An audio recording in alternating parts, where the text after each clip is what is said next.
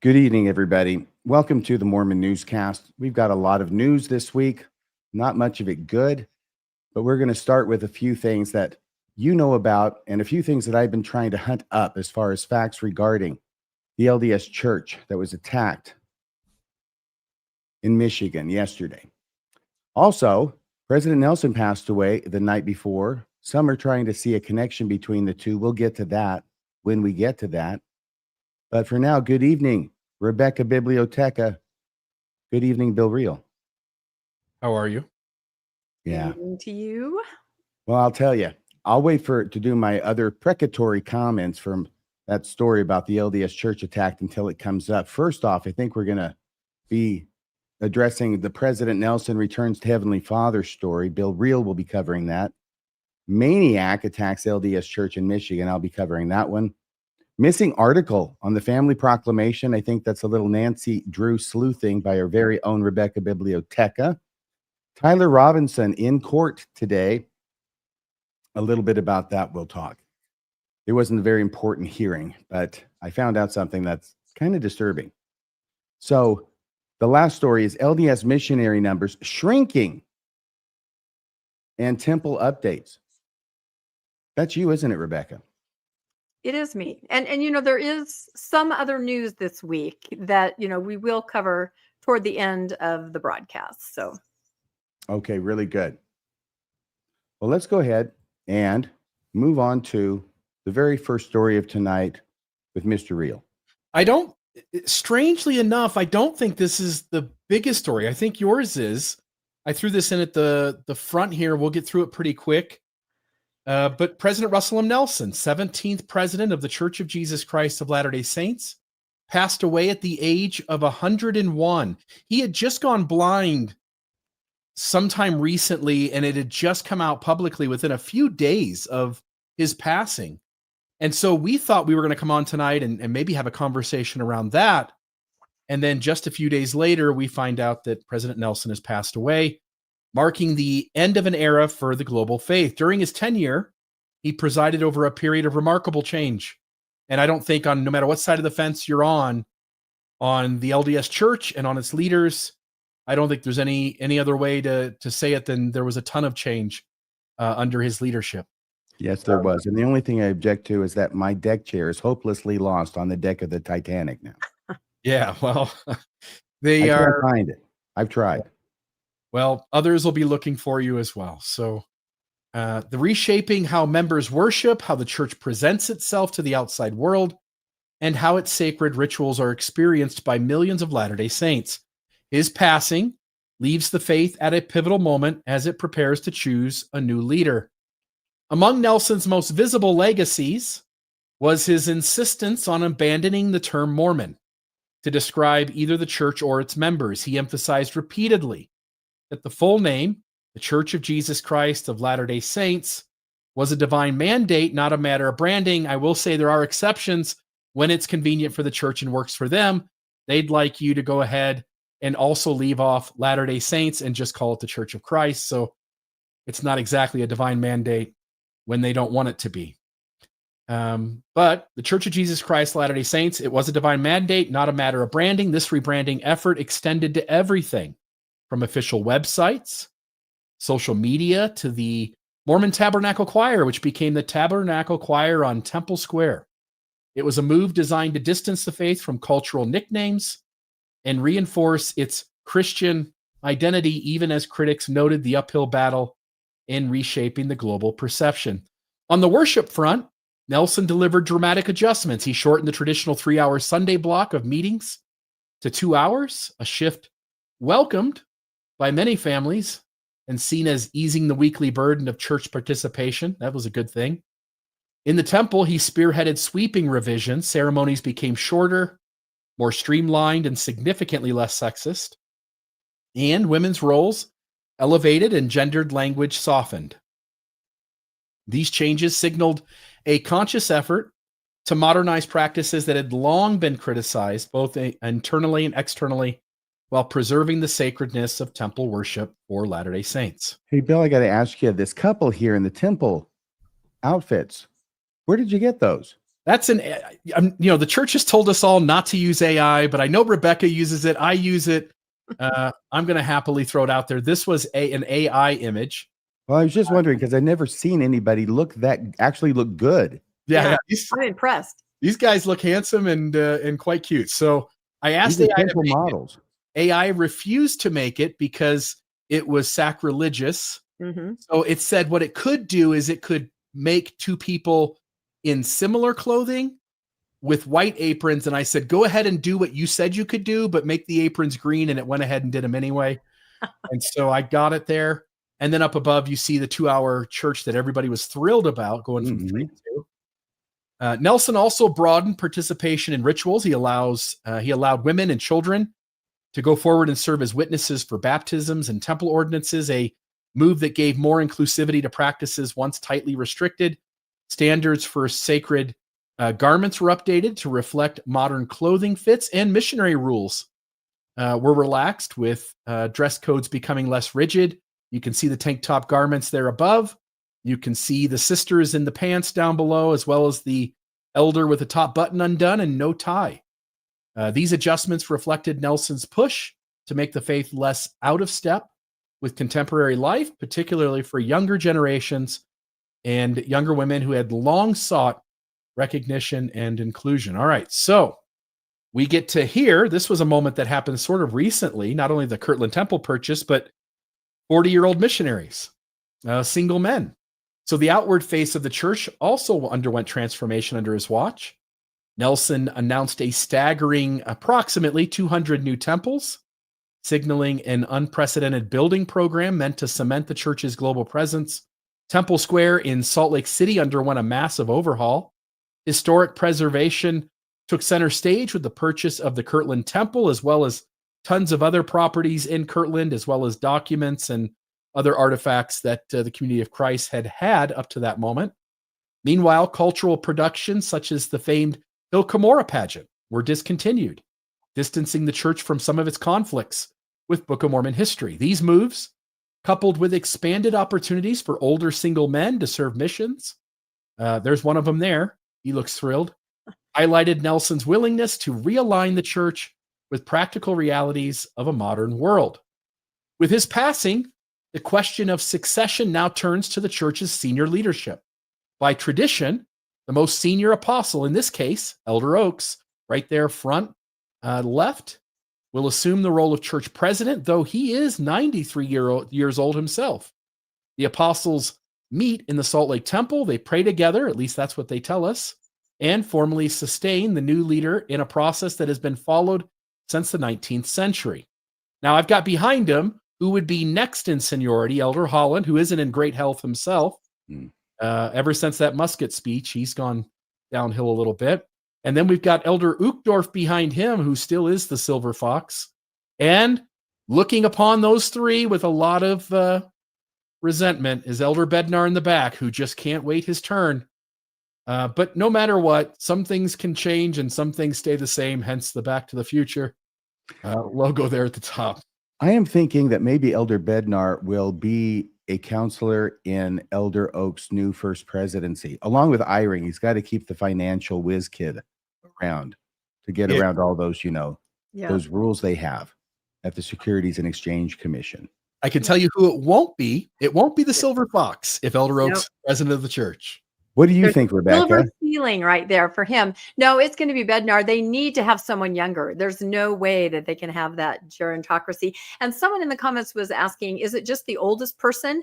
No, it's when you were called. And interestingly, sometimes people are called at the same time, and so there's a little competition, wiggle room there. But yeah, you have to keep track. I once wanted to invent an app called Apostle Death Watch just to kind of keep track. And now people have done it since then. But it is interesting to follow. Rebecca, you're absolutely correct. It is a matter of seniority. It has changed over the years, but the way it's been for over a century, I believe, is the apostle who has the longest standing consecutive time as an apostle is the president of the church. It's not about choosing. And it'll be interesting for folks to know that Elder Uchtdorf and Elder Bednar were both set apart as apostles at the same moment, same day.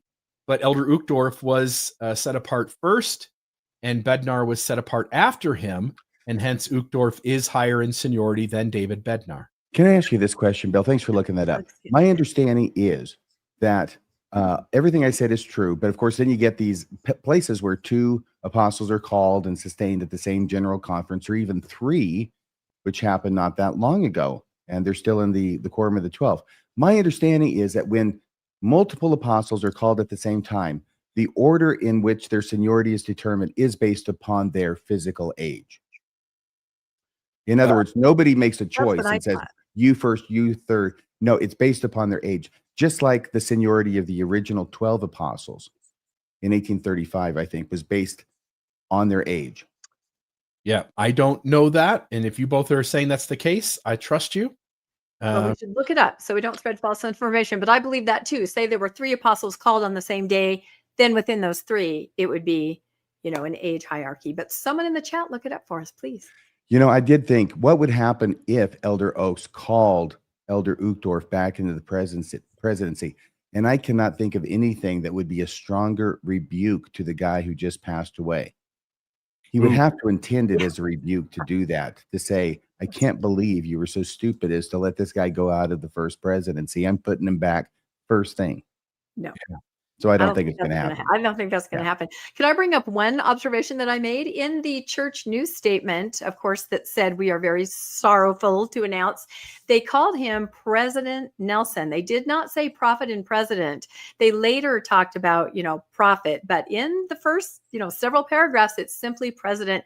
And when I looked back at President Monson's passing, it said we are sorrowfully announcing the passing of our prophet and president. So I thought that was kind of interesting. Are we moving towards simply president, right? Sounds a little less strange.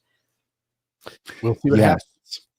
I'll just note here, while the transition is designed to project seamless continuity, each new president brings his own priorities and vision. I wonder if Elder Oaks will bring his homophobia with him. We'll see. Nelson's successor inherits a church that has seen sweeping modernization, but also faces mounting pressures such as declining retention in some regions, skepticism over its massive wealth, and a membership negotiating between tradition and modernity. The coming months will show whether the church continues following in Nelson's reforming footsteps or strikes a different balance between innovation and preservation. I should think that, I'm sorry, what was that, Bill? Any other thoughts from you guys? Yeah, I should think that one of his first acts as president of the church would be to institute a new condition of being the president of the church, which is that you have to have been born in the Americas. Yeah. That would be interesting. Well, and the other thing we're not talking about is that this means there's a vacancy in the Quorum of the 12, a new apostle. And whether this would happen on conference weekend, I mean, this is such strange timing, isn't it? Yes. Will Oaks even be named the prophet so quickly? And when will President Nelson's funeral actually take place? All these things are really important as far as what's going to happen.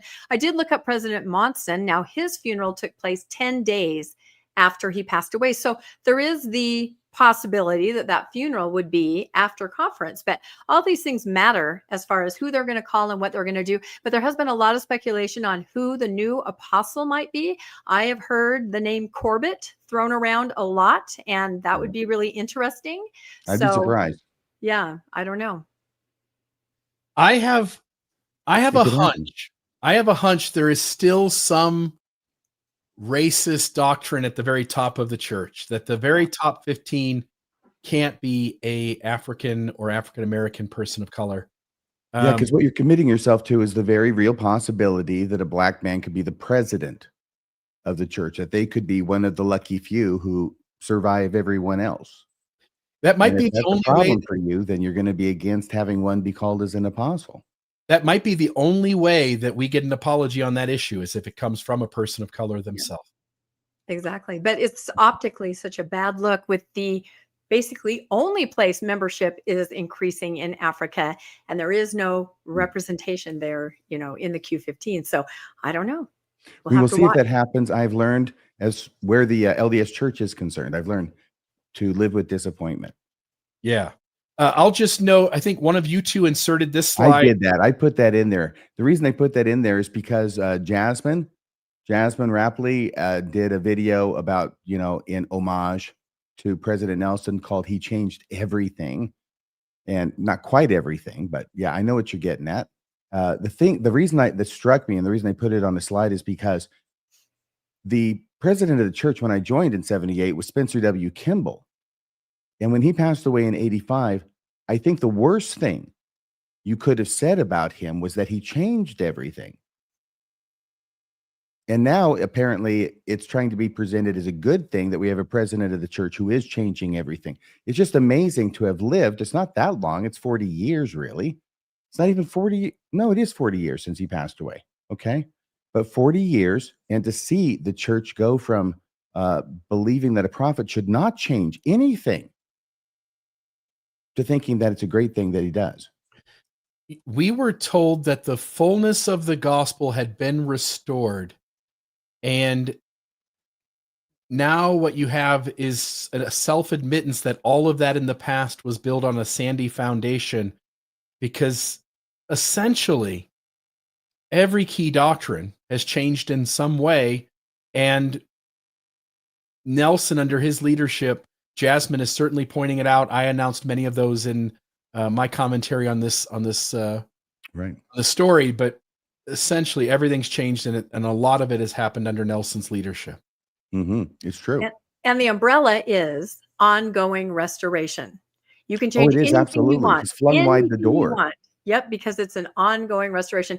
And my only question is, and maybe I'll attend the funeral. I mean, they have usually you can pay your respects in Salt Lake. Will he be buried with his lighted pen? I just wonder, right there. It's possible. One other little thing we should note is that Wendy Nelson probably disappears at this point, and we probably never see her again. Well, it's Kristen's time to shine. Exactly. Yeah. Anyway, that's the end of my story. Back to you, RFM. All right. Yeah, we'll see. I mean, this would be very difficult for a person, Wendy, who enjoys everything that she's been, living for the last 8 years or so, and pretty 18. good at it, pretty Probably darn good at it. She's been out there and in the public eye much more than any prior prophet's wife that I can remember. Rebecca, are there any others that you can think of who are as public? No, but I think social media amped up in the last 8 years, like you said. And I feel now she can return to the life she was living before, where she was What was that probably like, pretty Rebecca? happy. And what was that life? Well, we'll just have to let Wendy decide what that life is. But yeah, she'll be able to return to, whatever she was doing before. It at least included weekend trips with Sherry Dew, so maybe back to those. Yes, it did. It did. Okay, now thank you so much, because that's just a great introduction for like the worst story in forever. All right, so this is my story now. I think everybody out there knows what's been going on in Michigan, in a little town I'd never heard of before, and whose name I may never forget as long as I live. Grand Blanc, or Grand Blanc. I'm not sure exactly how they say it, but that's the name of this little town in Michigan, where yesterday, while people were there in church, sounds like a bunch of people were there. Someone was talking about hundreds. Then there was a lady who was actually there who said 150 or so, and that sounded still big, but at least, doable for a Mormon ward. Yeah, some crazy guy runs a pickup into it and then starts shooting people and sets the church on fire. Absolutely crazy. And I start getting notifications of this in the morning. Of course, Michigan's Eastern time. I'm Pacific, so I'm 3 hours earlier. But I start getting these notifications from Rebecca and from other people about this having happened. And I think the decision was made pretty early that I'd be doing this story tonight. But I've just been following this story all day yesterday.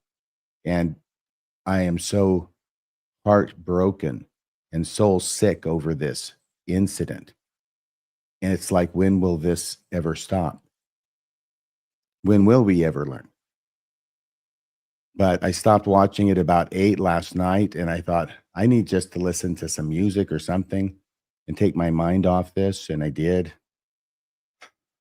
But then I went back to it, and then this morning, and so on, trying to come up with a way of presenting this to you. By the way, I had thought and talked with Rebecca and Bill yesterday about should we do a live stream on this yesterday. And I thought, if you think so, okay, but I'm not sure it accomplishes anything to do a live stream on a tragedy. What is there to say, really? And it might look like it's just kind of opportunistic. And I certainly had nothing to say in addition to what was being reported on the air. But I think we have a few things that we can report tonight on the regularly scheduled newscast. And the first part is this clip from ABC News, which basically consolidates everything into a nutshell, just in case you haven't heard of what's been going on. Then we're going to talk about a few details. Federal and local authorities urgently investigating the mass shooting and fire that engulfed the Church of Jesus Christ of Latter-day Saints Sunday in Grand Blanc, Michigan. We have an active shooter at the church and PD's on scene saying the building is also on fire. Investigators say 4 people were killed and at least 8 others injured. I can confirm at this time that the FBI is now leading the investigation and is investigating this as an act of targeted violence. Authorities say the suspect, a 40-year-old Thomas Jacob Sanford, rammed this pickup truck through the church's front doors. Then, armed with an assault rifle, opened fire at hundreds of congregants packed inside for Sunday services. We got children inside too. The first calls to 911 at 10:25 a.m. Just saw a guy with a gun and he started opening fire at everybody. Paul Kirby ran outside after hearing a loud boom. I'm sure it'll hit me later tonight just how close I was to possibly dying.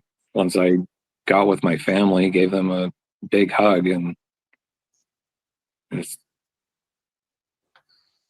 just the fear of losing them was extremely difficult.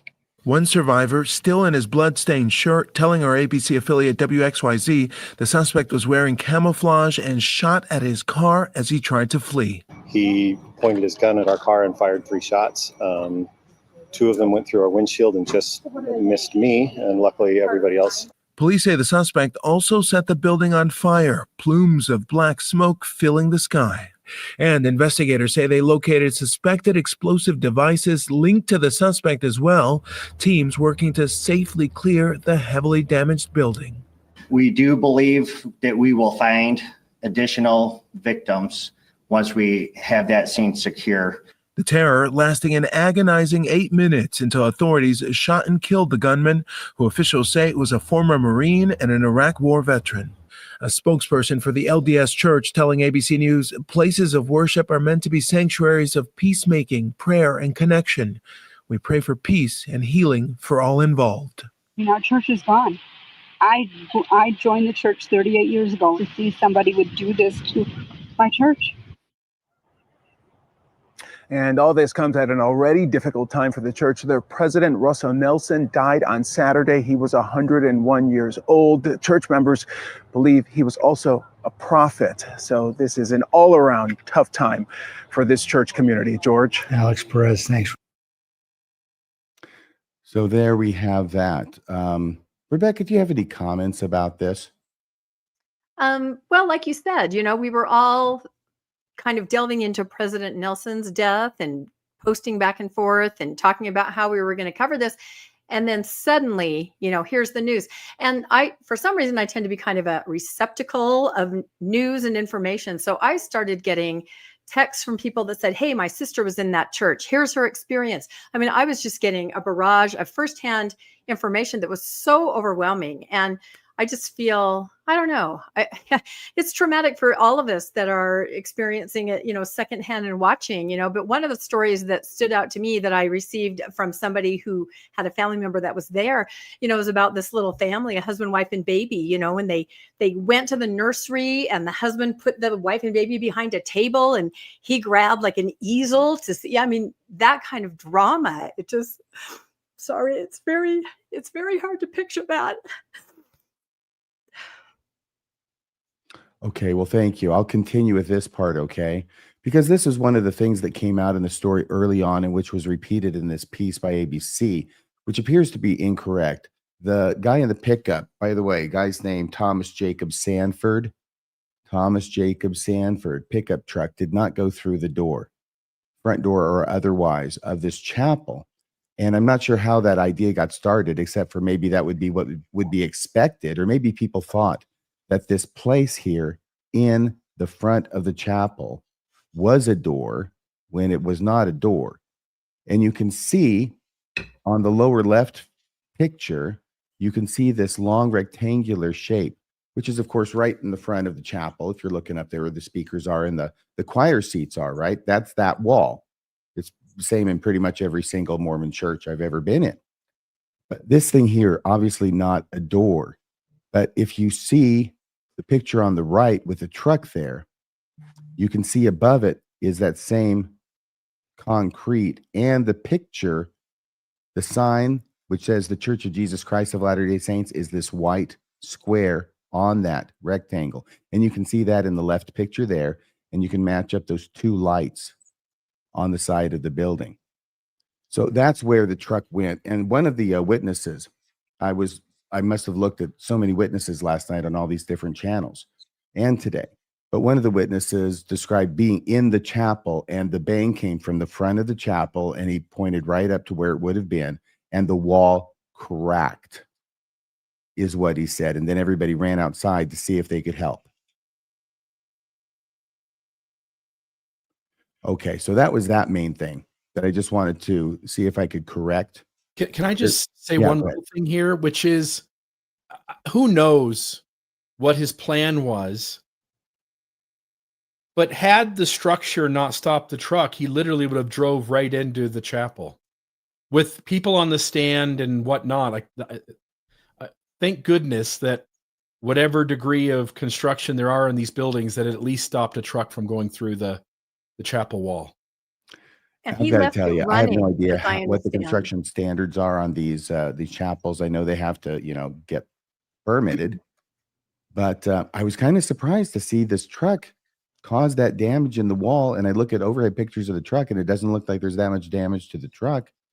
I imagine that a piece of wall in that position is not designed necessarily to take a force from outside like that. But anyway, it's just surprising to me. I'm sorry, Rebecca. He left it running when they initially came outside because they thought, oh, someone has accidentally crashed into the building. And then the people that ran outside saw the truck was still running.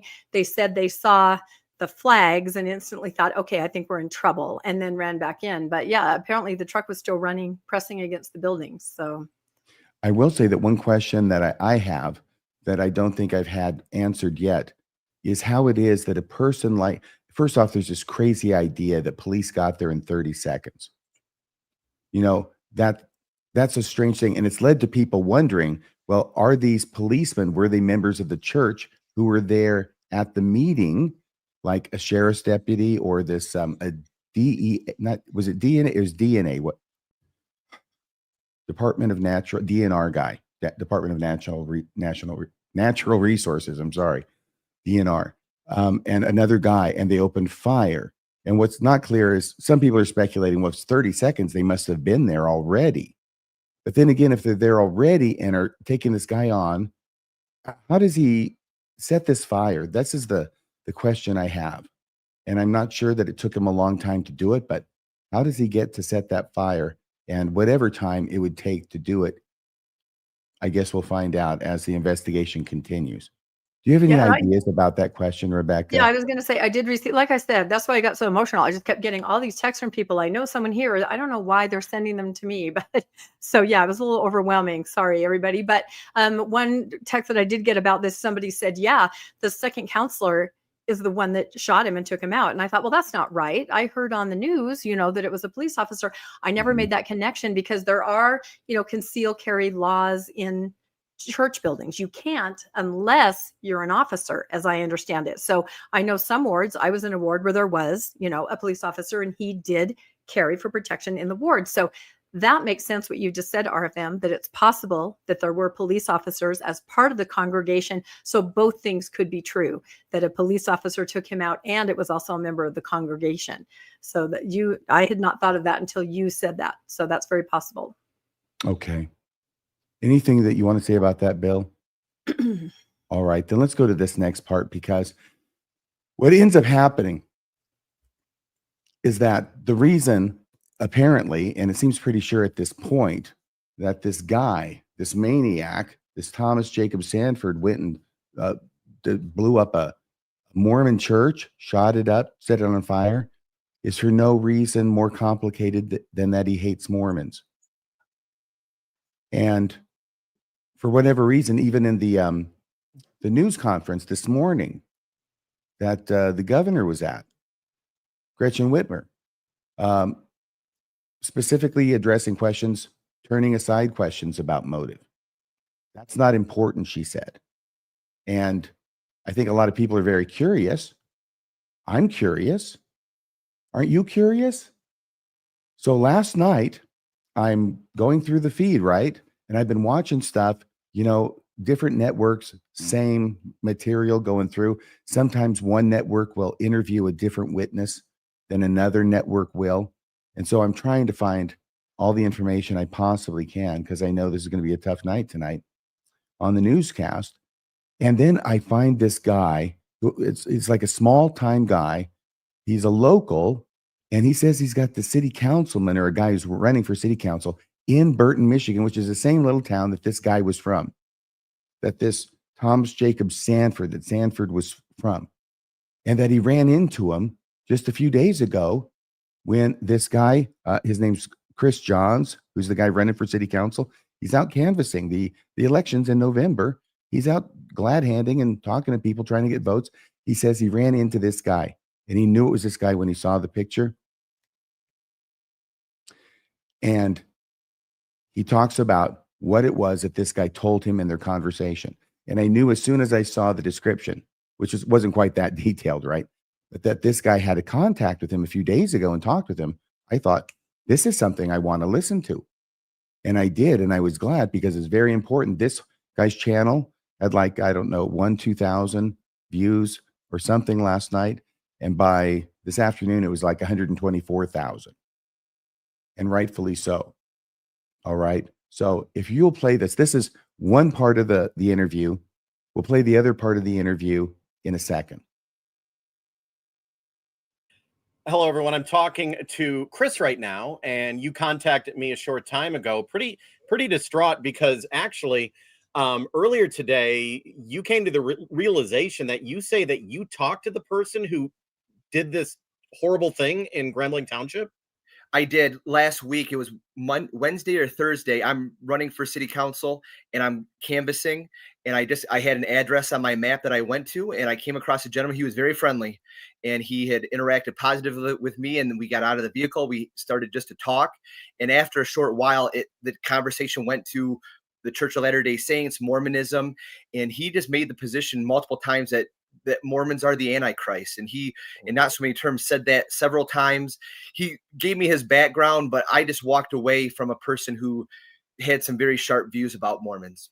Yeah. So you were just out campaigning. Okay. So there's the first time he talks about it. That's his brief version, the short version. He'll give some more detail here in the later clip, and I wanted to include that as well. But it seems very, very clear that this guy, he really is running for, and he really did double check the address, and he really did recognize this guy. And he says he was out talking to him, nice guy, but all of a sudden everything changes. And now he's talking about how much he hates Mormons and saying that the Mormons are the Antichrist. Repeatedly, he's saying it. He's fixated. He's perseverating on this idea. And so I think this obviously cannot be ignored when it comes to figuring out a motive for why it is that he drove into a Mormon church and shot it up and set it on fire within a week of this conversation. Then this morning, I got up, I'm checking news feeds, and I find that on Fox News, Fox and Friends, they have the White House spokesperson, I think that's what it is, Caroline Levitt, and she's on Fox and Friends, and she says the same thing. She says the FBI believes that this is because this guy hated Mormons.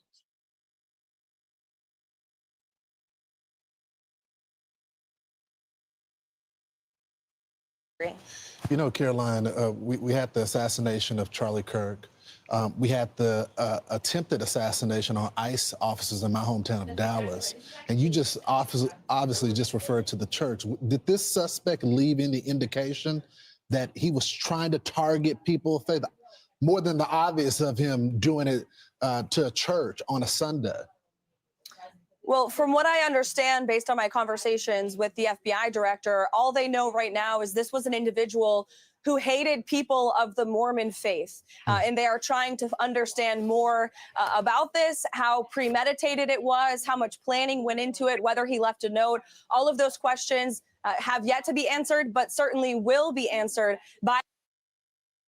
He hated people of the Mormon faith, is what the FBI believes, according to the director.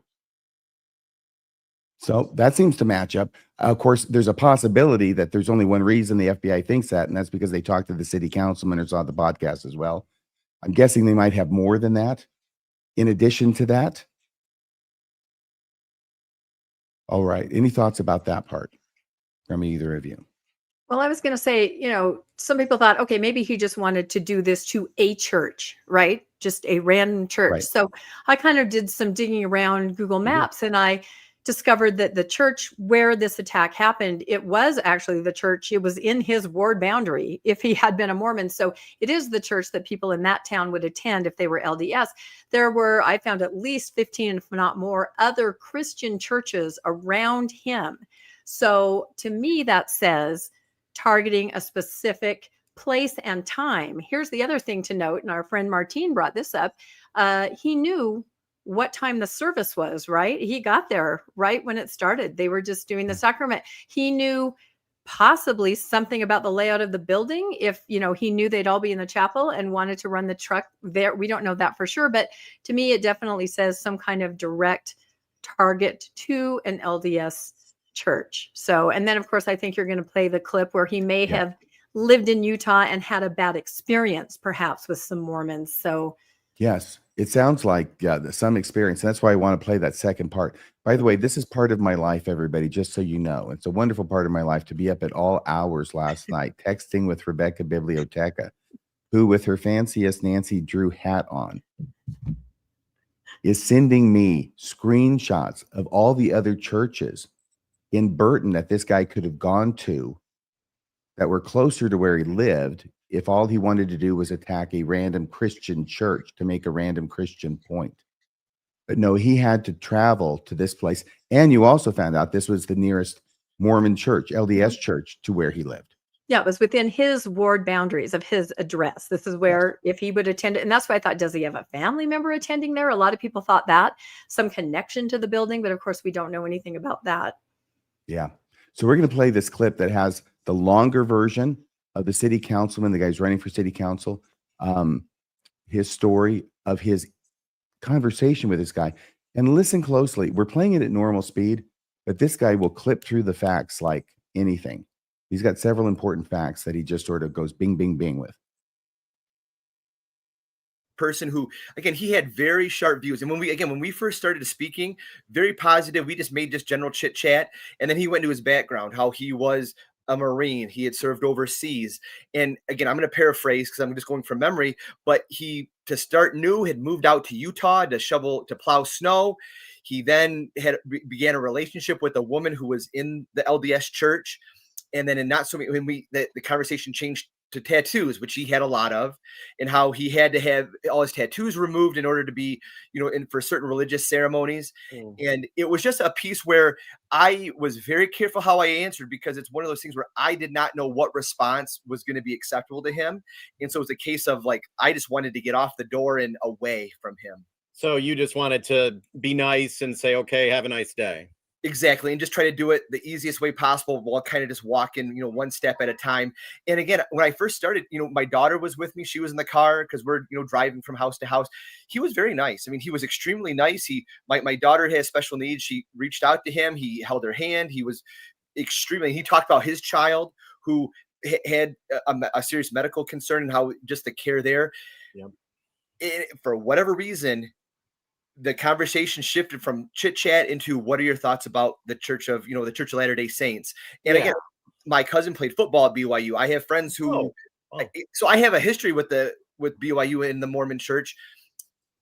You don't know what you're going to say that could potentially cause a reaction. So I kept my views to myself and walked away. So I've watched this a number of times, and I'm convinced that what he is saying is that this guy Sanford is getting so exercised about Mormons that the city council guy doesn't want to even mention anything about Mormonism, or his cousin who played football at BYU or anything, because he doesn't want to set him off and get hurt. So he's basically just not saying any of that, putting his eyes down and slowly backing away from this guy because he's dangerous. I don't know how I don't know if I've ever seen anybody express what it feels like to feel that kind of danger without saying I felt like I was in danger. What do you think, Bill? It seemed like in his head he wanted to disagree on some level and just felt it was an enormous amount of risk, as you're pointing to. Yeah. Who know, again, even if we put together whatever pieces are observable in the outside world about why this guy did what he did, we'll never know what was going on inside his head and what connections he made and why things happened the way they did. And I think all of us are trying to figure out, both with the Charlie Kirk thing, with that assassination, and then with this event, what is it that leads someone to not just having extreme ideas, which there are lots of people out in the world that have extreme ideas, but then taking those ideas to the next level and carrying out some sort of major violence on someone or on a community? I don't know, but the more it happens, I think the more it's going to happen. Rebecca, did you have something you wanted to say? Because he does mention a number of things that were said. The tattoos, did you want to talk about those? Yeah. I'm pulling an RFM. There are a lot of bullet points, that are there in that. And one of the main things I think is that, he did drive a snowplow in Park City, apparently, snow removal, and had a relationship with someone who was in the LDS church. Now, it's interesting what the gentleman who was canvassing said, that the Sanford had said, I had to remove my tattoos, or they told me I had to do this before a ceremony. So what could that mean?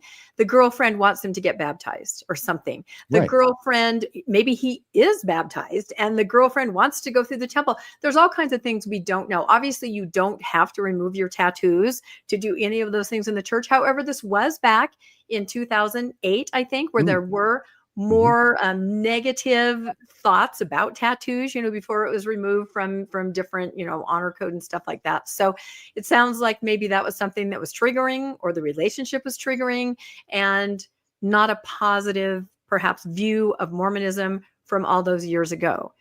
How we got from there to where we are this week, like you said, that doesn't typically happen. But there are other factors too. I know people have gone through and put together kind of a biography of him, and he definitely appeared to be a Christian, an evangelical Christian, going to Christian theme parks on vacation, things like that.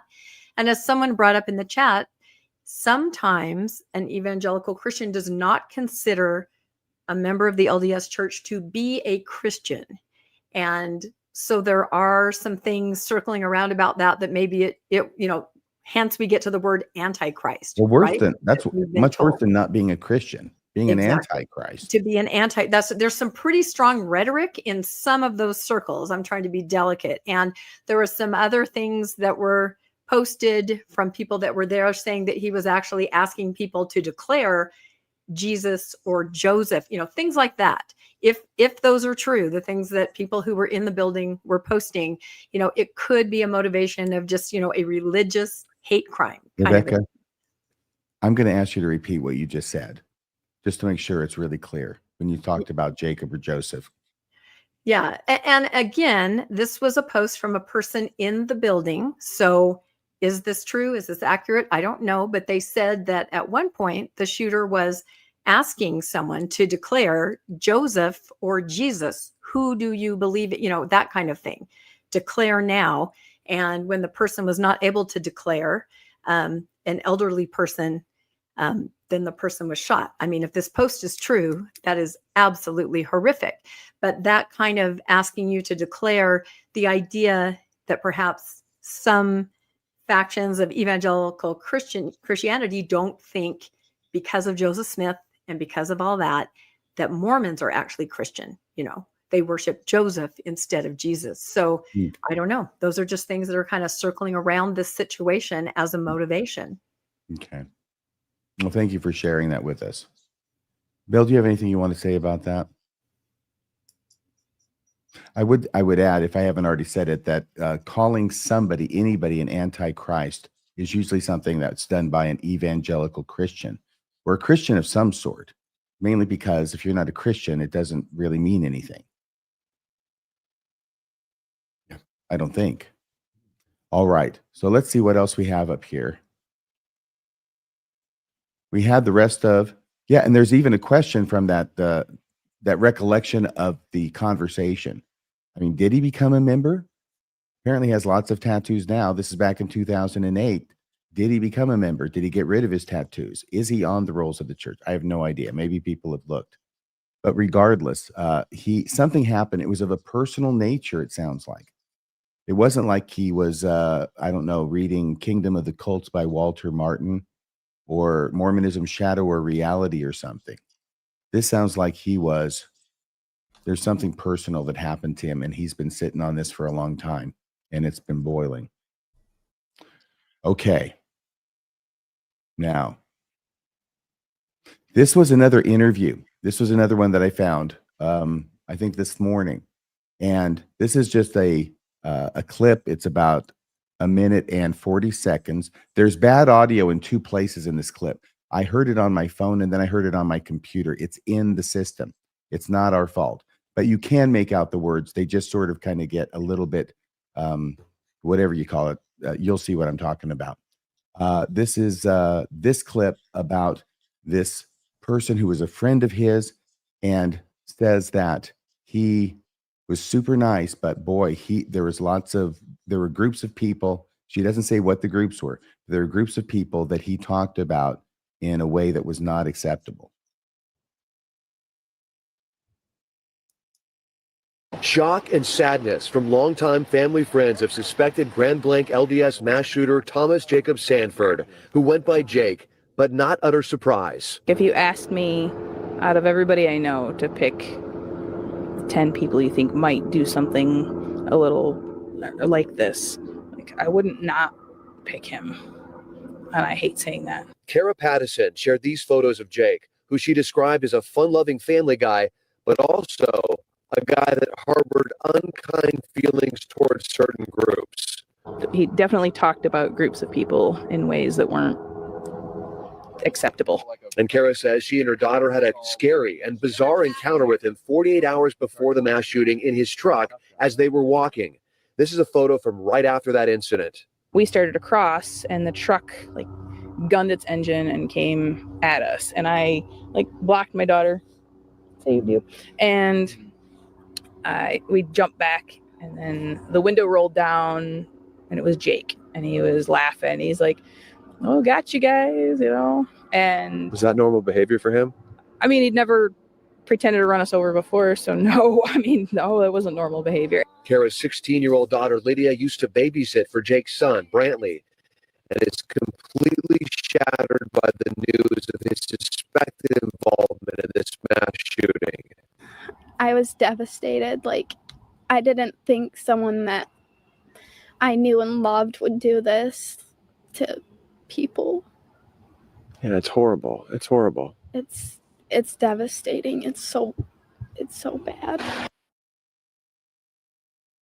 So the main point of that news clip was about, once again, nice guy, but there were certain groups of people. She didn't say the M word, but I'm suspecting it was there in light of everything else we've heard, that Mormons were the group or among the groups that he had nothing good to say about. Well, and if I can bring up one other thing, when we first heard about this, I think several of us that were talking thought, I wonder if there's some connection specifically to that ward, to people in that ward. Is there something that he's angry about on a more personal level? And there was some thought and, some things that were coming out. Again, everything is kind of speculative. Could there be, aid being given to his wife to leave? I have heard this, right? Again, now I'm just like, spreading these rumors, but I've heard this on other podcasts too.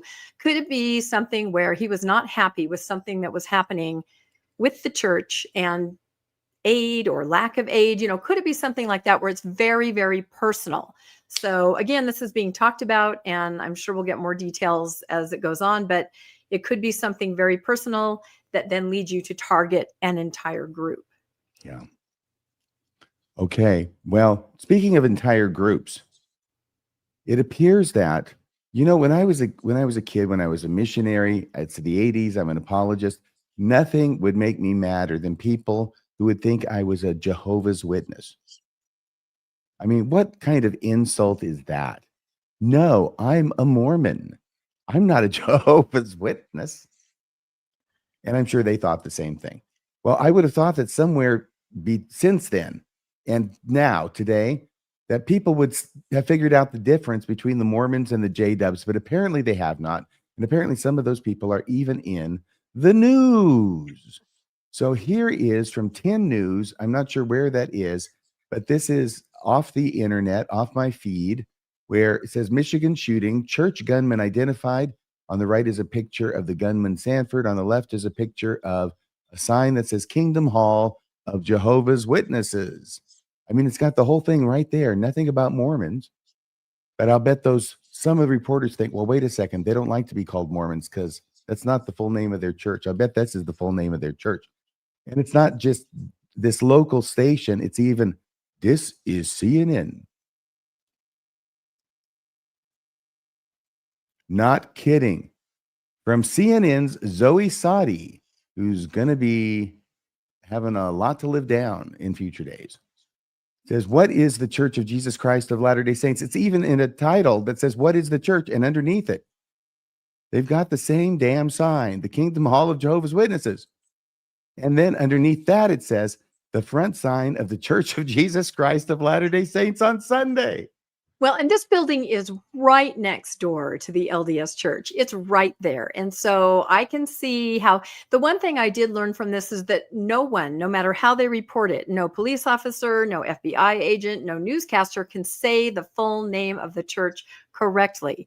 Yeah. Everybody stutters over it. Everybody leaves out words and then finally just says Mormon. So I can see, in all the chaos that they're trying to do a story here, but yeah, it is kind of humorous, but I think it's because it's right next door. Yes. Well, it's dangerous because if you say the entire name of the church correctly, Bloody Mary appears in the mirror. Oh.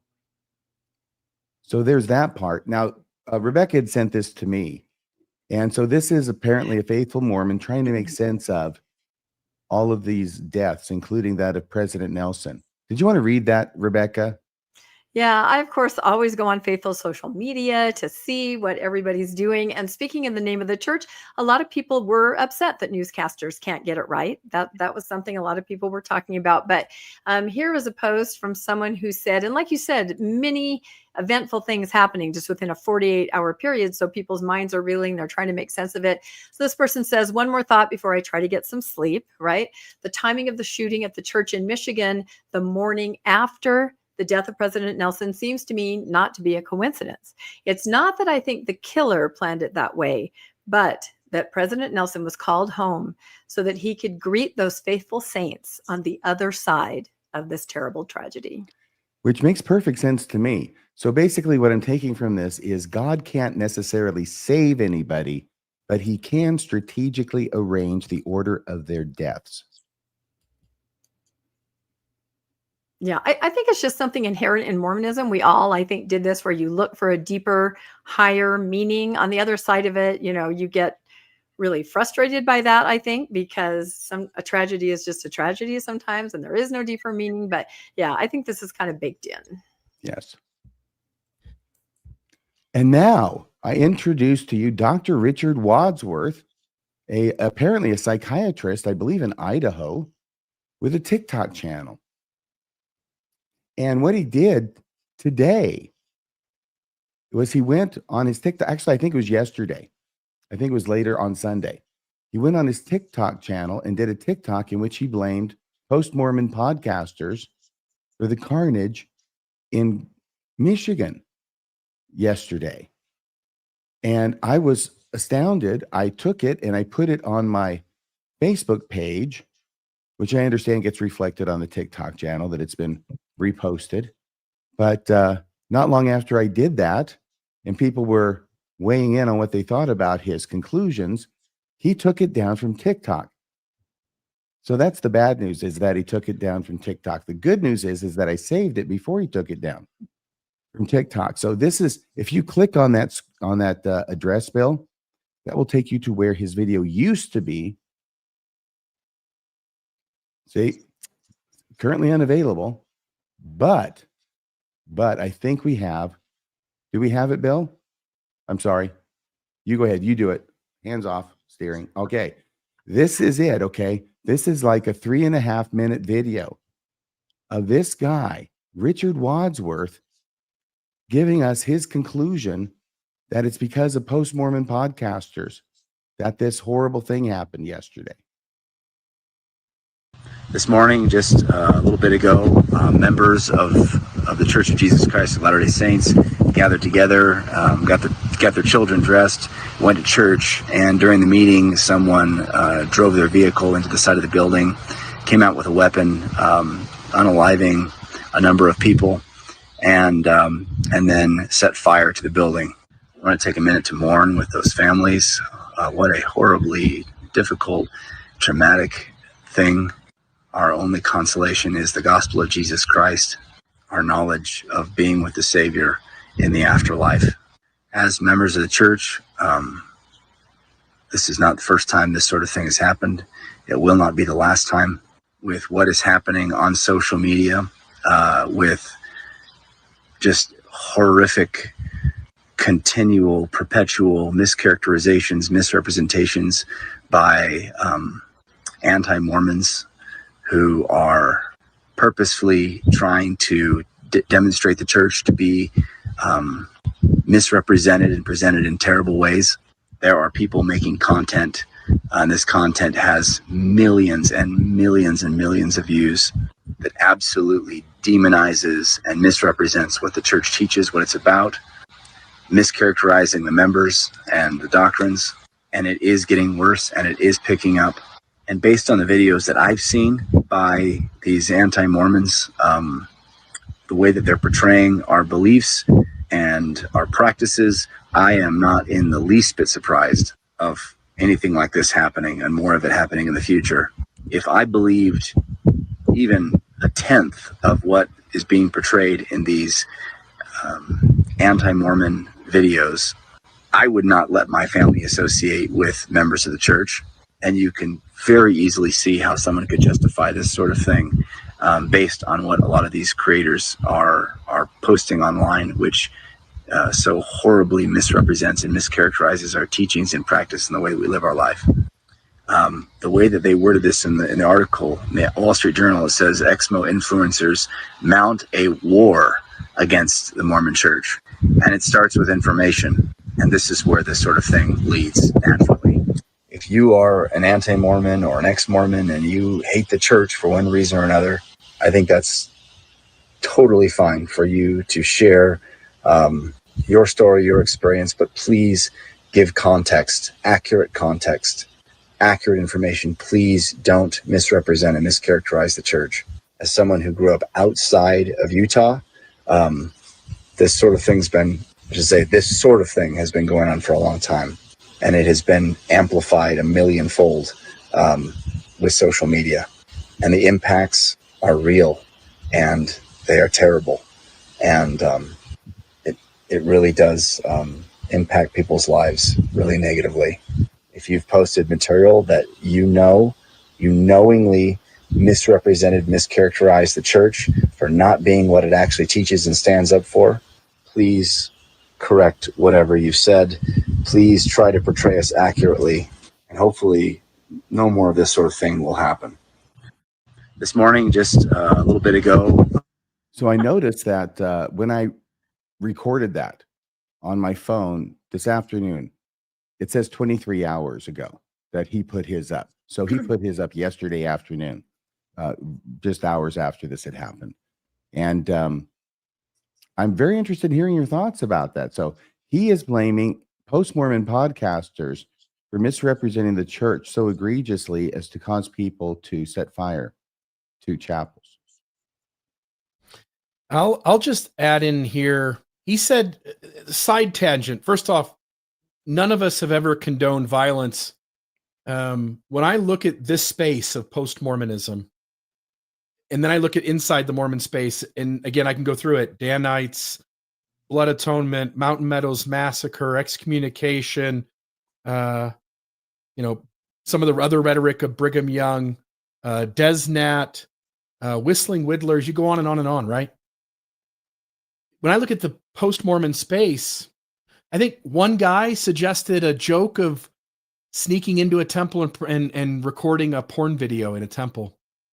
There have been people out there who have set a ward building on fire. We've reported on that, condemned it. We've never said anything that could be construed as supporting that sort of violence. I said this to you guys. I'll say it here. It surprises me. Definitely don't want it happening, but it surprises me that with all of the trauma, all of the things that Mormonism has done to harm important relationships to people, because someone is deconstructing and leaving the church and someone else is in, and that person who's in has been taught by their church to choose the person or choose the church over the relationship. I'm surprised there isn't more violence. I think it says something about people on this side. So I said that, I'll say that first, that I'm actually, I think the people on this side of things manage their feelings and anger pretty damn well, considering what's happened to them. And then the second thing I'll say is a little side note. He said, if you would believe 10% of the things that those post-Mormon content, those ex-Mormon, anti-Mormon content creators create, he wouldn't let his family go to church. I've got a little secret for you, my friend. More than 10% of what you've been told is true. You might want to read a little more. He's got to be hoping for at least 91% being false there. Yeah, there's got to be at least 50% of what people are saying on the outside is true. And at least in my side of the woods, it's a lot more than that. Rebecca. Yeah. Yes. No, I knew this was coming as soon as it was coming out that, it was sort of a Mormon hate crime. I'm like, okay, here we go. I first have to say that this gentleman is a psychiatrist. Am I correct? Or he's Can you imagine? Health. That's what it says on his page. Yeah. No. Okay. So that's the first thing that he goes to, not PTSD, not trauma from, being a veteran. He first goes to, oh, you must have been watching some podcasts. I can't believe that you wouldn't think that mental health would be one of the first things that you would look at for an incident like this. So I do have to share that I put out a short detailing the story of the young family trapped in the nursery with the dad with the easel, trying to protect his family.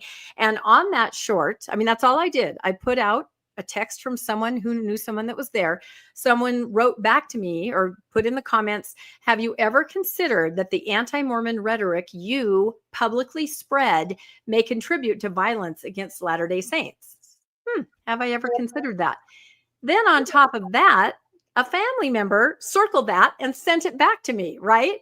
To say, So yeah, I know. Wait a second. A family member circled that comment that said to you, have you ever considered that your anti-Mormon rhetoric might be leading to violence like this? And you had that's bad enough. A family member circled it and then sent it to you. That's how you saw it. Yes, that's how I saw it for the first time. Yeah. And that's okay. You know what? You can have your opinion, but what I wrote back to the family member is, you know what? I feel like I do some good. Just in the last week, a friend and her bishop husband stepped away from the church and contacted me and said, you're a lifesaver, you and the others that put things out. I know I'm not crazy. I said a friend reached out who I haven't talked to for 6 years out of the blue. At first, I thought she was going to blast me for what I do, but she said, I discovered you and others like you, and I'm not alone.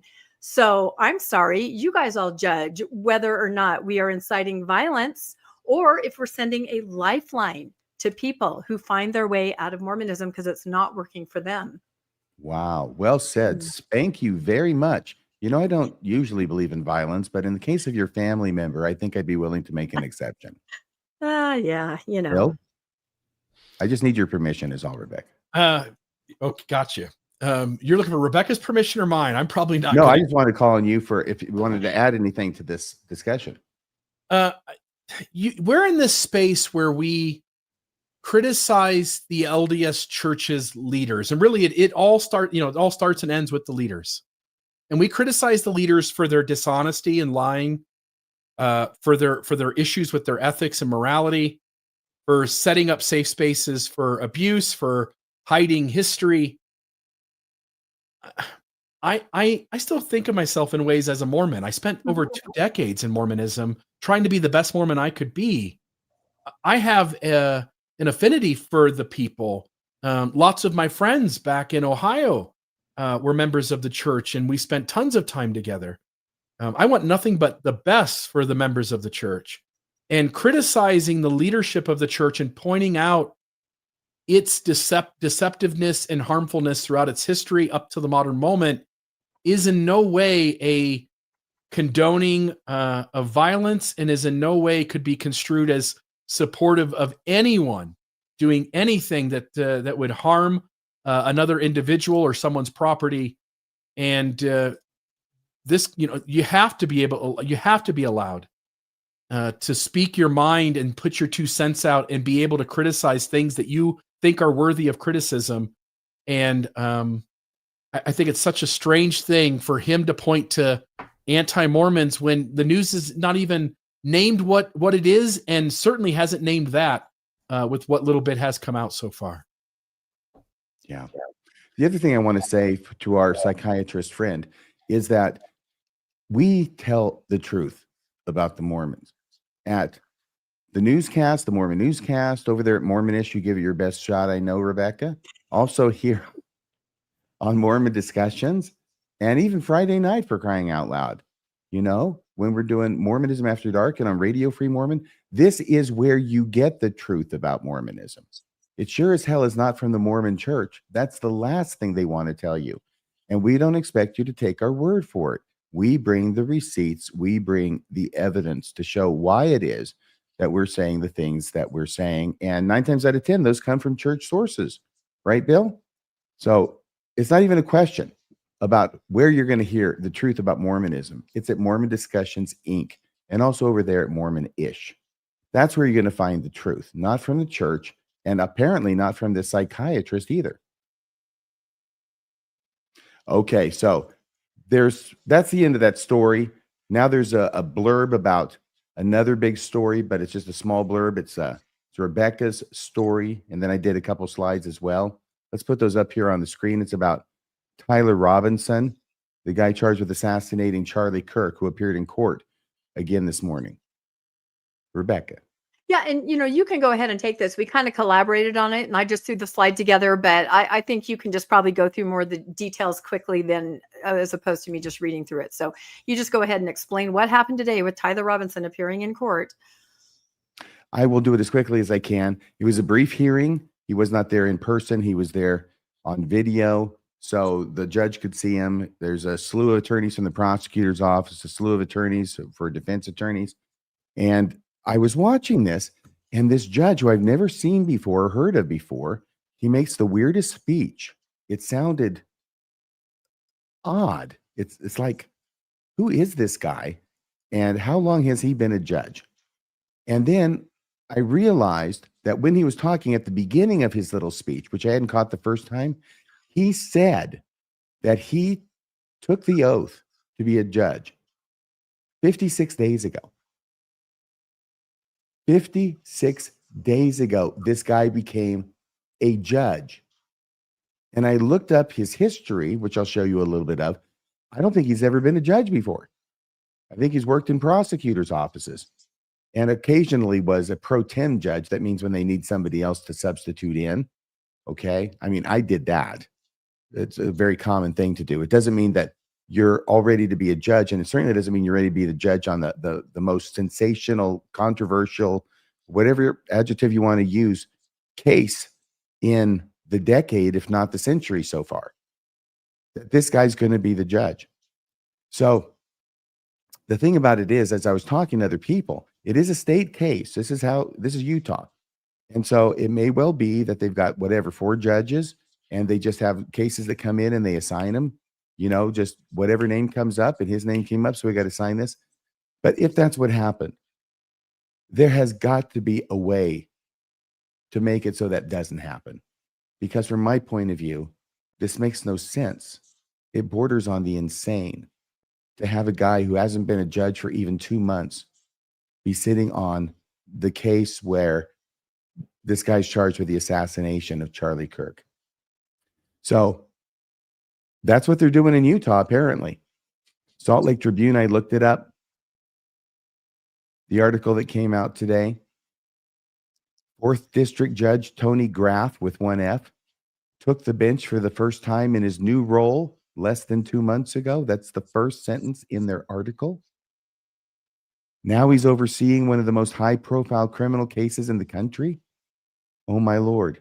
Recipe for disaster. And here he is. And I think I had a bit of a clip. Yeah, I have a clip where he actually says at the beginning of his little speech.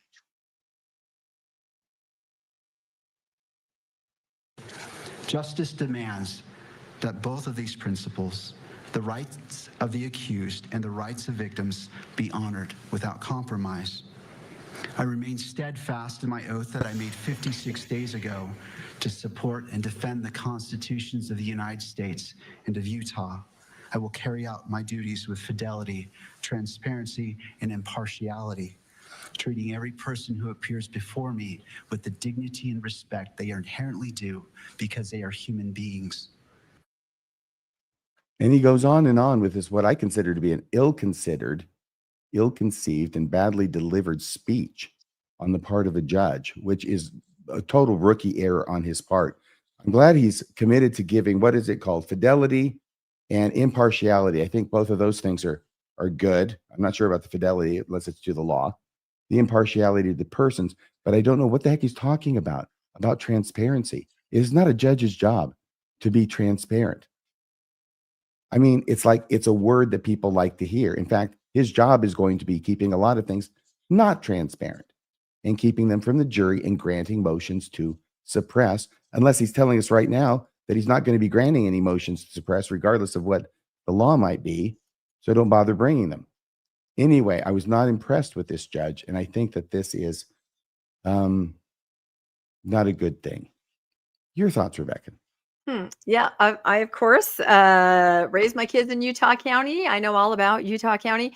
This is very interesting. The conspiracy theorists are going to have a field day with this, the idea that this greeny judge is there. And especially when, like you said, the world is watching. Is he perhaps trying to be the next Judge Ito? If you're as old as I am, you know the O.J. Simpson judge. Is he trying to be a judge that every camera is going to be drinking in every word he says? I don't know, but Ito was a disaster. He was a disaster. You know what O.J. said to Judge Ito after the case was over and after the jury had come back not guilty? He said, "Hey, Judge, can I get my glove back?" Oh, true story. Yeah. The only thing I can think is maybe there really is no mechanism when the name is drawn to cut line for somebody else. I don't know, but it's going to be interesting to watch. Look, if there's no, these are the judges. They get to make the rules, okay, by which they determine what judges are assigned to which cases. They can change them, okay? They can modify them. This calls out, it cries out for a different judge. Bill? I don't know enough to speak up other than I respect your opinion a ton. And it does seem a strange thing to give a sermon before you take on a case. Yes. And he went on and on. And then he talks to the attorneys like, I encourage you to give, like 100% of yourselves and really represent this guy the best of your ability. How insulting. How condescending. As an attorney, you're like, okay, Judge, I wasn't going to do my best job, but now that you have, encouraged me to, I guess I will. what he's saying to them is, you know, you need encouragement to do your best job. It was very, very bad.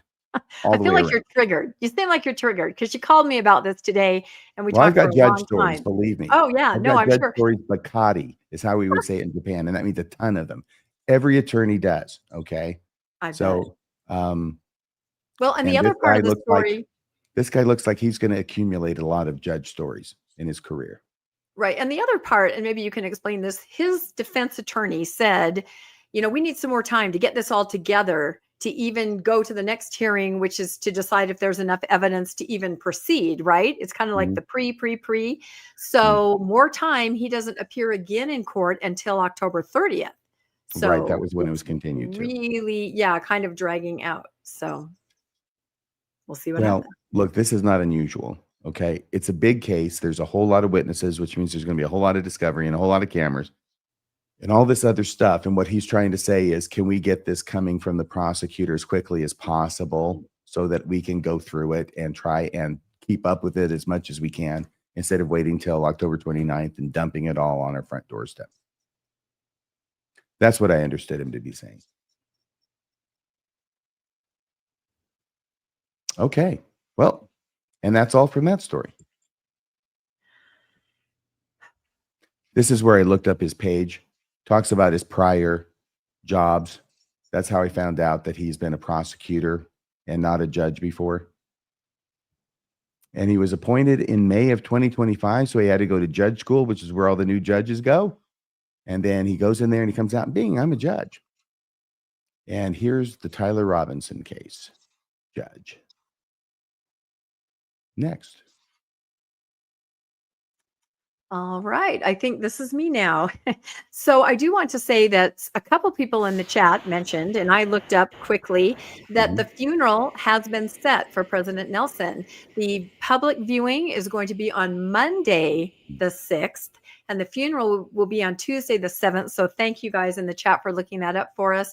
So that's interesting. That's after conference. So I don't know. What does that mean to you guys? That's kind of different, I guess. We didn't know if it'd be before or after. I don't know what it means. I think it had to be after. Yeah.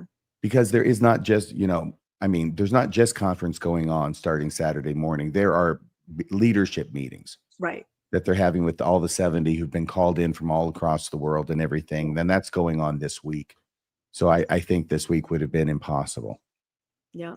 So yeah, that little transition, it's interesting. We were talking before the broadcast, I'm guessing they probably have a taped, speech from President Nelson, like they always do at conference. Will they play that posthumously? There's all kinds of questions that we don't know. So conference will be And I want interesting. to ask you a question. If you had a chance to make a slide about that thing you were talking to us about right before the show started, Rebecca, which had to do with what's going to be talked about by You know what? Mormons. I should bring that up, because we That's a are good talking time. about social media. So yeah, I came across right before the show. The best things like come out right before, and we don't have time to put them in. But somebody said that in the stake presidency in this particular area had sent out something from church leadership. So like from the top, trickling down Can to you say state what area? supports. It does not say what area. Yeah. And it has to do with counsel from the church on the use of official church social media channels. Facebook, Instagram, Ward Facebook, that kind of stuff. They're trying to kind of craft what kind of posts are put up, right now at this particular time. So they say the church has asked that a moratorium be in effect until Tuesday night on all church channels for anything other than sharing wonderful things about the prophet. This is out of respect for those who have lost loved ones in Michigan. The church has asked that anything put up that you've put up about Michigan be taken down, and you only say wonderful things about the prophet. And now this makes sense. Tuesday evening, funeral is over, right? That does tie together. The other thing that was interesting, I saw, oh my goodness, a meme right after President Nelson died. And it was, of course, from Game of Thrones. And it said, brace yourself for the memes of President Nelson meeting Jesus, right? And sure enough, that happened. So you guys have probably already seen that. He's kind of holding hands with Jesus in the celestial halls of heaven. It's actually the patriarchal grip. That's the surprising thing. It could be, yes. So also instruction, apparently, from church leadership. There is a photo going around of an AI-generated image of President Nelson meeting the Savior. We are not to use AI created images of the Savior, I guess, or President Nelson, on church-sponsored social media. Please, in capitals, please do not use that image or others like it. Celebrate the real man, his incredible life. Any unit using this new image should replace it with one from the church newsroom immediately. So this is instructions having to do with how you would craft your official social media, like a ward Facebook page, a stake page, Instagram, stuff like that. So I'm not sure a huh? photograph is any more the real man than an AI image, but regardless, yeah, I wanted to make sure that you had said that. By the way, if I'm in charge of General Conference, what I do is I take those 3 eyewitnesses who were there in the chapel and I fly them out and I have them talk in General Conference. Oh dear. It would be spectacular. People would actually listen to what was being said, and with interest on top of that, they would listen. But what I expect is going to happen is that it's going to be heavy on the adulation of the prophet that was, and now the prophet that is. The prophet is dead. Long live the prophet. And my guess is there will not be a mention by name, no specific reference to what happened in Michigan.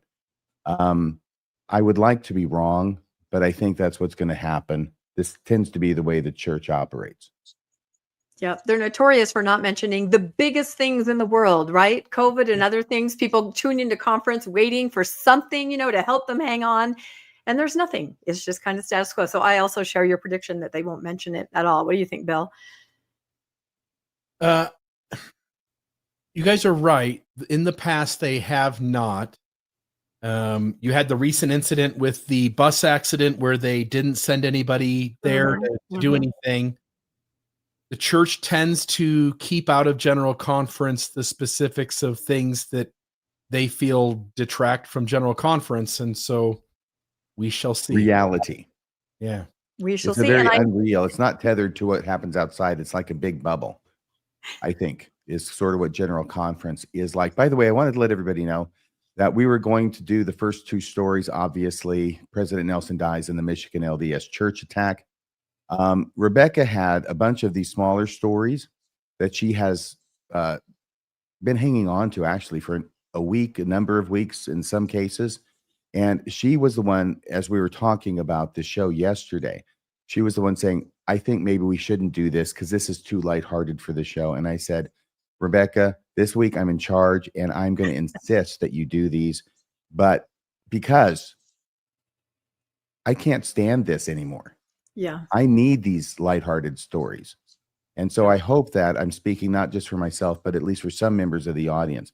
The main reason I want to say this is because if any of you are upset by this, please understand why, and please understand that it was my decision and not Rebecca's. Yeah, just covering other news, I think, was the question. And I did put my very lighthearted stories away for next week. But yeah, there is other news going on. And you're right. Maybe we do need to talk about other things because it's a lot. I think we're all feeling it. So I did learn just one more thing about Michigan, that 2 general authorities, according to someone whose family member was hurt, and I got a post from them, are going to be visiting the area. 2 general authorities. That's interesting, I think. I mean, I don't know at what case you would send an apostle somewhere, but 2 general authorities will be meeting with some of the victims, according to this one family. So we'll see. Well, that's more than Africa got. I was going to go there, but then I wasn't. But yes, you're absolutely right. That is a lot more than the tragic Africa got. less accident in Africa. So, yeah. All right. Well, continuing to talk about General Conference, right? And I think all of our predictions, the entire makeup of it has changed and shifted now that President Nelson has passed away, and it's President Oaks, right? His new tenure. And so, oops, let me move it back one here. There we go. And so I kind of feel like maybe a lot of talks are being rewritten. Maybe some quotes. Yes, they've got to swap out all those quotes from President Mm-hmm. Nelson and make them President Oaks quotes. Yep, that's exactly what I was thinking, that's what they'd be doing. And I don't know for sure, but I'm even more intrigued now as far as what's happening behind the scenes right now and what we may see this weekend. So one of the big things is, did you guys realize that it's the 30th birthday of the family, A Proclamation to the World? This is a huge deal. This came out in 1995, and it has been used like a sword ever since then. And I just wanted to point out that I think that Chieko Okazaki was in the Relief Society presidency at the time, wasn't she? She was, and I'm glad that you pronounced her name correctly because I butchered it on a podcast that I'm putting out on Tuesday. So when I come to a quote by her, I'm just going to let you pronounce her name. But I did I go had to study it over. because I mispronounced it in another episode earlier. I know she's such a Okazaki. beloved. I mean, she was literally Yeah. a female rock star. And I think Mhm. she kind of got Uchtdorfed a little bit. You know, when anybody kind of rises, they can't stand that. The ones that have personality or charisma. So, but I did notice just one day over on the church newsroom, there were like, I mean, these are only some of them, like 15, stories about the proclamation, all kinds of things, anything you've ever wanted to know, and people talking about every aspect of it. So I kind of perused those, looked through them, and thought, okay, I'll dig in a little more tomorrow when I have time.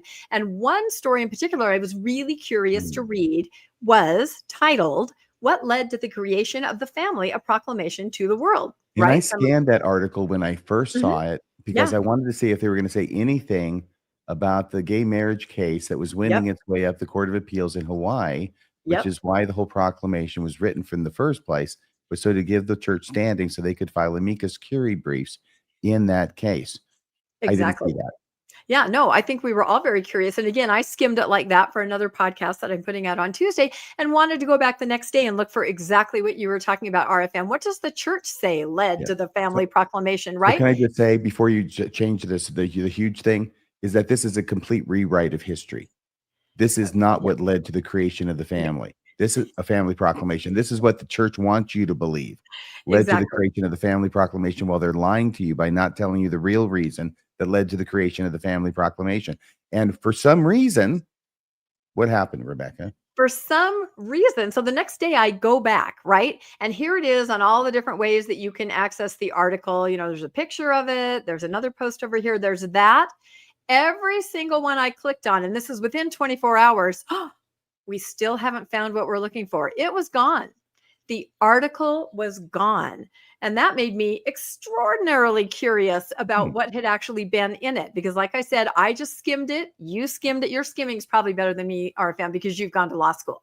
You probably, can speed read better than I can. But I was incredibly curious. So I went over on Ex-Mormon Reddit and I said, oh my quite gosh. a long article. Really long article. And I said, hey, this is gone. And then somebody said, oh, it's still open on a tab on my phone. And I said, screenshots, right? Exclamation point, exclamation Don't point. close the tab. So I know, I'm telling you, ex-Mormons, we bring the receipts. So this person made a post of this article and it's extremely long. As you can see, there it is. There's the article. Have you read it closely yet? I've read a lot of it. There is no mention of Hawaii, but what No I mention of think, Hawaii, though. I think the reason that they took it down, and it was written by an intern, right? It was written by an intern. And I think they took it down because, they're promoting this as a revelation. And this definitely has steps and timelines of people meeting and talking and revising. To a faithful member, that might be information they weren't aware of. You know what I mean? The other thing that's interesting here is that they have all these pictures of the women of the church that contributed, right? They have all these pictures of the different Relief Society presidencies and female leaders that they're kind of alluding to had some kind of hand in it. This is not the case at all.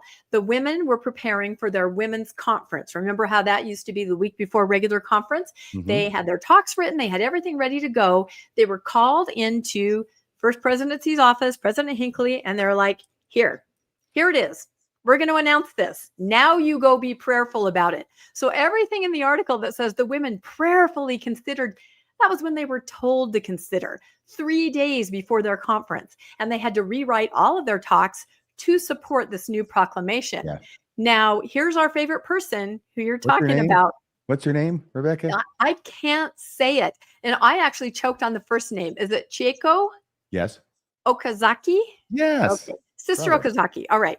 So she said, it says, after the family proclamation to the world was written, the Relief Society presidency was asked to come to a meeting. We did. And they read the proclamation. It was all finished, she said. This is in Dialogue, a Journal of Mormon Thought. The only question was whether they should present it to the priesthood meeting or at the Relief Society meeting. And it didn't matter to me where it was presented. What I wanted to know was, how come I wasn't consulted, right? Boy, she was. Let's say we, though. Huh? It says we. Yeah, how come we weren't consulted, right? She's a pistol. The apostle, who was the woman's liaison, said, "Isn't it wonderful that he, President Gordon B. Hinckley, made the choice to present it at Relief Society meeting?" Okazaki said, "Well, that was fine, but as I read it, I thought that we could have made a few changes in it." Mm-hmm. So I really think that article was pulled just because it inflated the women's role. The role was nothing. It was non-existent. And it So also it did not have this part in it. No. This is what I'm showing the real story. This is what really happened. Yeah, exactly. Okay, good. Yeah. Yeah. And I also think it just went through too many steps that you're like, is that how Revelation works? Well, a lot And of us really, know how yes. ridiculous to think that presenting it at somebody's meeting. And by the way, Rebecca, point of order, they did not have a conference session. Women did not have a conference session then. Yeah, it was a wasn't. meeting. It was Yeah. not part of conference. It was Yeah. not considered part of general conference You're at correct. the time. So Yeah, and it was every anyway, other year. Yeah, you're right. And the men stayed home and made donuts when it was the women's meeting. Yeah. oh yeah, that's totally what we did. We were out having fun and not making donuts, I can tell you that. Exactly. No, I'm sure that's true. So yeah, it's a really interesting history. And my curiosity, of course, is conference. What are they going to say about the proclamation? I think they were probably going to say more about it now with the Yes. death. I think they'll have to talk more about President Nelson and succession and the new prophet. But I feel like we're going to have so many talks that are going to sing the praises of this document, talk about, how the women had a hand in it. I'd like everybody to kind of look for that and Yeah. kind of see what they're saying as opposed to reality. And there are Some lots people of were wondering if finally they would get around to canonizing exactly. this family proclamation. Yeah. What do you think about that, Bill? Yeah. If they would have We've the been nerve. wondering a long time, right? If they would do that the next Mhm. conference, the next conference. But it is 30 years. They've Yep. had a whole bunch of people talking about it. They have Holland out there, trying to talk about more scriptures coming, which they've been saying all the time. And it doesn't necessarily Yeah. mean that they're going to That's canonize an anything. interesting point. Yeah, we do have a little video from President Holland just a week Yeah. or so ago where he holds up the Book of Mormon and he says, "There's more scripture coming. This is only a piece of it." So, and this is President Oaks's baby. You know what I mean? So I don't know. What do you think, Bill? Is there a chance? Just Well- what we need is more scripture that the Mormons won't read. Yeah. On one side, we've got stories that have come out of the church with people like Elder Holland or D. Todd Christofferson not being happy with how the 2015 policy came into effect. And you've had lots of folks working behind the scenes to share the hurt and the pain that policy has caused. And so it seems like a strange thing, knowing all of that, for the family proclamation to be made into scripture. Separate thing, but sort of connected. Mhm. I will say this to what you just said, Rebecca. In 1984, I believe it was, maybe earlier, 1981, Elder Oaks was brand new in the Quorum of the 12, brought in as a lawyer, former Supreme Court Justice of Utah. And he created a document for the church that laid out how the church would handle homosexuality going forward.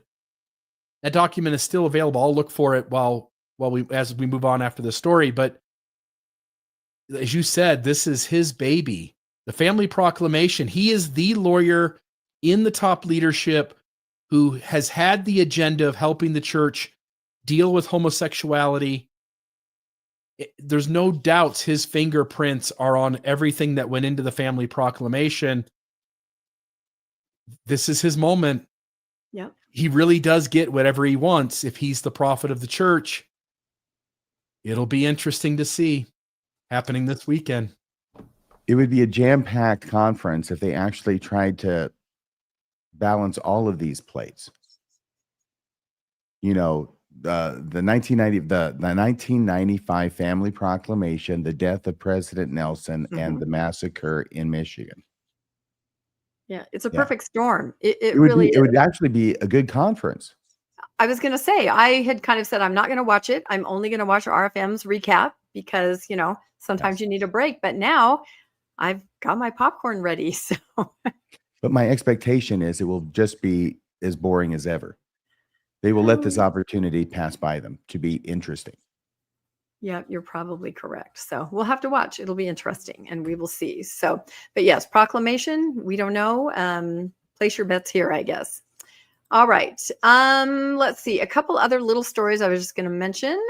There is a downward swerve in missionaries, or a predicted downward trajectory. Prediction. Have you guys heard anything about this? That No. fewer and fewer missionaries? I think it was you, Bill, that covered some of the numbers before, that just sort of said it was kind of a post-COVID uptick anyway that led to these bigger numbers. We've talked about the numbers before, but this is interesting. It was in Mormon Land, and it was an article that said called to swerve downward. I thought that was kind of clever.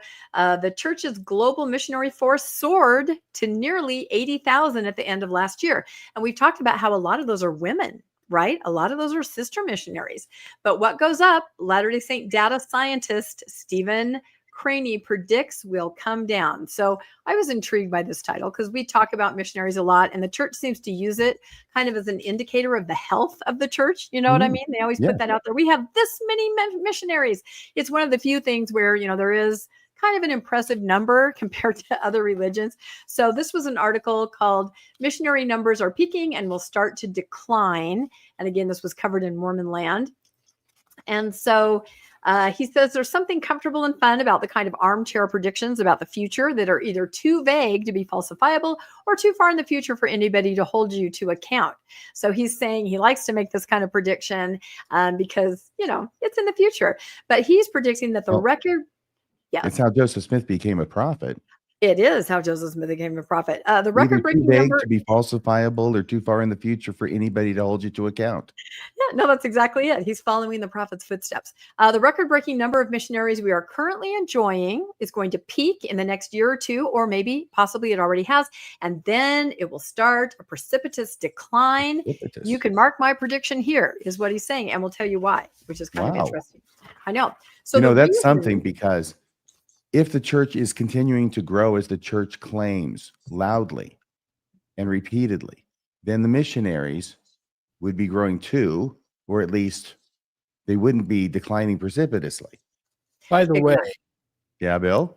By the way, the who reports that the church is growing in as good as ever? It's the church. Mm-hmm. Who reports the missionary numbers? It's the church. If they're willing to fix one side of the coin, they're willing to fix the other. We can't trust any of this data. Yeah. All data coming from those who are dabbling in demographics within Mormonism on the outside, everyone is pointing to the church being in, at the best, plateaued, and at worst, declining. And the church keeps sending out raving reviews of its growth. It's who reports the missionary numbers. I'm just telling you, maybe you don't trust what you hear. Yeah, and I think we'll have some of those reports at conference, right? The statistical report. I mean, I know they don't do it the way they used to, but they do mention things. I think they just tell you to go look, dig it up for yourself. We're not going to tell you anymore. Yeah, well, I think they mention in talks sometimes. We have a growing missionary force. Right? Yeah, there is the church website where they put it. So, so anyway, according to this data, the reason is not because of a crisis in confidence in the leadership, smartphones, your cousin reading the CES letter, some policy failure in the seminaries and institutes department, or he even says somehow Donald Trump. I'm sure there's plenty of shooting from the hip speculation, but the reason is it's something much more just completely average and ordinary, and we're talking about demographics overall, right? Is there a reason you didn't pronounce BANAL, Rebecca? No, because I'm reading from notes that are just like notes off this. I can't see that. You know that. I didn't know that. It was right there. You said every other word up to it and after it. And don't even ask me why I have reading glasses on my head and I'm not using them to read my note. I know I have a whole system here. Okay. I'm a novice podcaster. All right. So he goes on to say the engine of the church's proselyting is in its 18 to 20-year-old demographic in the United States, right? That's the age range where these missionaries are going, and they stay out till they're 21 or 1 year, of course, if you're a sports figure. So they come mostly from the Latter-day Saint corridor in particular. In the next couple years, the cohort of 18 to 20-year-olds is going to significantly shrink. And this part blew me away as a result of the steep drop in childbearing that happened in 2008. Do you guys remember what happened in 2008? Yeah, I was alive then. Yeah, it was the Great Recession. It was the mortgage crash. It was all of us going, what the hell? Why don't we have jobs anymore? It was a very dark time looking back. I mean, I think I'm still recovering, but apparently that also impacted childbearing. So those kids that would have been born there at that time, that would have been the age of a missionary now, there aren't as many of them and by a large number. So I thought that was very interesting. This is going to be Armageddon for smaller unendowed universities. And I have seen the enrollment is dropping, right? I think Bill covered something about that a while ago, right? For the smaller unendowed universities and maybe the not so small ones.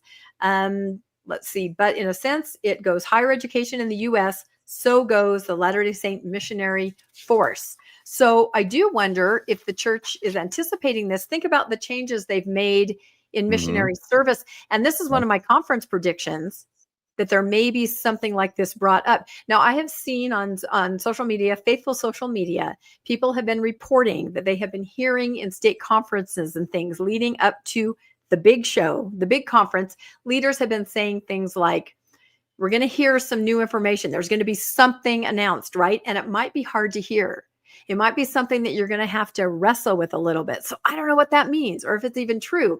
Could be a change to missionaries, right? So like Bill mentioned, 40-year-old men, older men can now go on missions. I have had faithful podcasters say on their podcasts, what about young couple missionaries, right? What about sending a young couple out? What about How letting are they somebody supposed to support themselves? Yeah, everyone would have to be affluent. They also talked about, are you affluent enough that you can semi-retire at 40? Why don't you go on a mission? So these are going to be affluent people who aren't working every day like me and everybody else. And they're making these suggestions that missionary work may change like other churches, right? Who do send out couples. So I don't know, we may see some big changes there because of this anticipated downturn. So was this a prediction of yours for this conference as well? it was one of them that they might make some changes to missionary work like that. The other thing is everybody taking note of sports figures that are only serving 1 year. And I also saw on faithful social media influencers saying, why can't missions be more tailored to the person?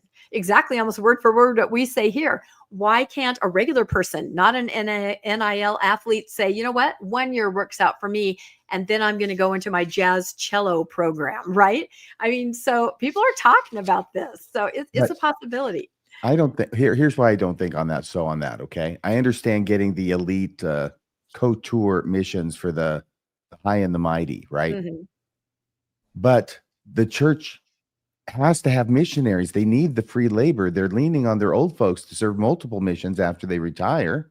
And so, I mean, I just can't see them taking away the length of the mission unless they honestly think that by decreasing the length of the mission, they're going to have enough extra missionaries signing up that's going to take care of the deficit, which was the wrong-headed decision they made back in the 80s when they did the same thing and took it from 2 years to 1.5.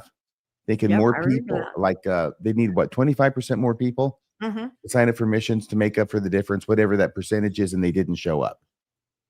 Yeah, I don't know. It's different. And then people who read this article commented and said, it's very skewed to the statistics in the United States because birth rates are not falling in other countries, right? So will missionaries come from other areas where this big, decline in birth rate is not going to happen? But it says in Utah, we're hovering around 2.6, 2.7. But after the 2008 decline, we are now slightly below replacement of 2.1. So it is absolutely declining. If I had to make a less confident but more numerically precise estimate, one projection has, for example, the Utah college population declining by 6% through 2023 to 2041. And I'd put my pin if I had to make a precise prediction, but the parameters could possibly change. Also, retention rates fall into all of this. We've talked about the Pew Religious Landscape many times, that just overall, attendance at church adherence is falling. So it is kind of interesting. He says, I could be wrong about our missionary force declining, but it's hard to fight against demographic waves. So I don't think I will be. So if he is correct, I predict we could see some shifts in, trying to make up for this lost demographic. I don't know. Thoughts? For whatever meaning it has, I just Googled and to find out what percentage of the Mormon missionaries are from the United States and came up with 30%. Huh. I thought it would Well- be more, but it came up with well, 30%. I think that missionaries in other countries are called to countries near their country. Do you know what I mean? Yeah. Like missionaries aren't necessarily going to move, be coming. I don't know. It's interesting. It'll be interesting to watch. That's all I can say. Any thoughts on that, Bill? Declining missionary numbers. You're kind of our numbers guy. How about summer break missionaries? How about high school kids going out on their summer breaks to spring break missionaries? Spring break. Let's do Easter break and Christmas break missionaries. We'll get Where all the of boys are. We'll get all of our 14 to 17-year-old high school kids out tracting near their homes, knocking on doors, helping the full-time missionaries out. We'll see what happens. I told you guys a long time ago, the number of missionaries serving is the easiest way to see the activity and faithfulness of the church as a trajectory. And if it starts to go down, you can just take it for what it's worth. You did say that. I remember hearing it. I did. Yep. I think I wrote it down in my journal. I have a newscast journal. No, and someone made a comment in the chat, virtual missionaries. And it's true. The church absolutely has figured out social media, and it is going berserk and blowing up, as are other denominations, right? So that could be something too, where you just literally sit at home like you used to sit when you were in high school gaming, only this time you're saying, hey, want to come to church? Want a friend? So I that's don't an know. option Do you too. need that nowadays with the AI? We Yeah, used to you know have what? the missionary discussions memorized in their entirety. That's true. You never know who you're actually talking to. So anyway, we'll keep an eye, but it will be very interesting. Let's see. I think I had a little bit of temple news to kind of round things out. And of course, Lone Mountain, Nevada. We have been following this since the very beginning. And we are at the point where there's a groundbreaking. A lot of the residents that I'm friends with there, they didn't really know much about it, even though it was happening like 100 feet from their house, right? So they came in and they had a big groundbreaking, even though, like Cody, like Heber, there is still this appeal to the Supreme Court of Nevada. You guys have seen this pattern, right? This is the trajectory. They try to work with the local, they get shut down, they appeal, they take it up to the top. Even I can understand this. So, and this is a huge temple. This is a ginormous, they knocked it down to like 196 feet because of aviation rules, but this is massive. There's an airport right by there, right? And then that was airplanes Heber. have to fly Heber, they over did the not top. know. Heber, they did not knock down. Moroni is going to have red this lights. isn't on Heber. This is Las Yeah. Vegas. This is is Lone Mountain. I Okay. know all the temples are on the same trajectory. The same thing is happening. So here we And go they with the all kinda look the same to groundbreaking. me too. Yep, there it is. They said a dedicatory prayer. Look how excited they are. And isn't it amazing? They're just standing in front of this beautiful natural mountain, Lone Mountain. And what does the church do when it sees a beautiful natural landmark, like here in Lone Mountain, or this gorgeous view in Cody, or the Let's put a temple in front beautiful of it. area? Let's put a freaking temple in front of it. And you can see the beautiful mountain in the background of those standing with golden shovels.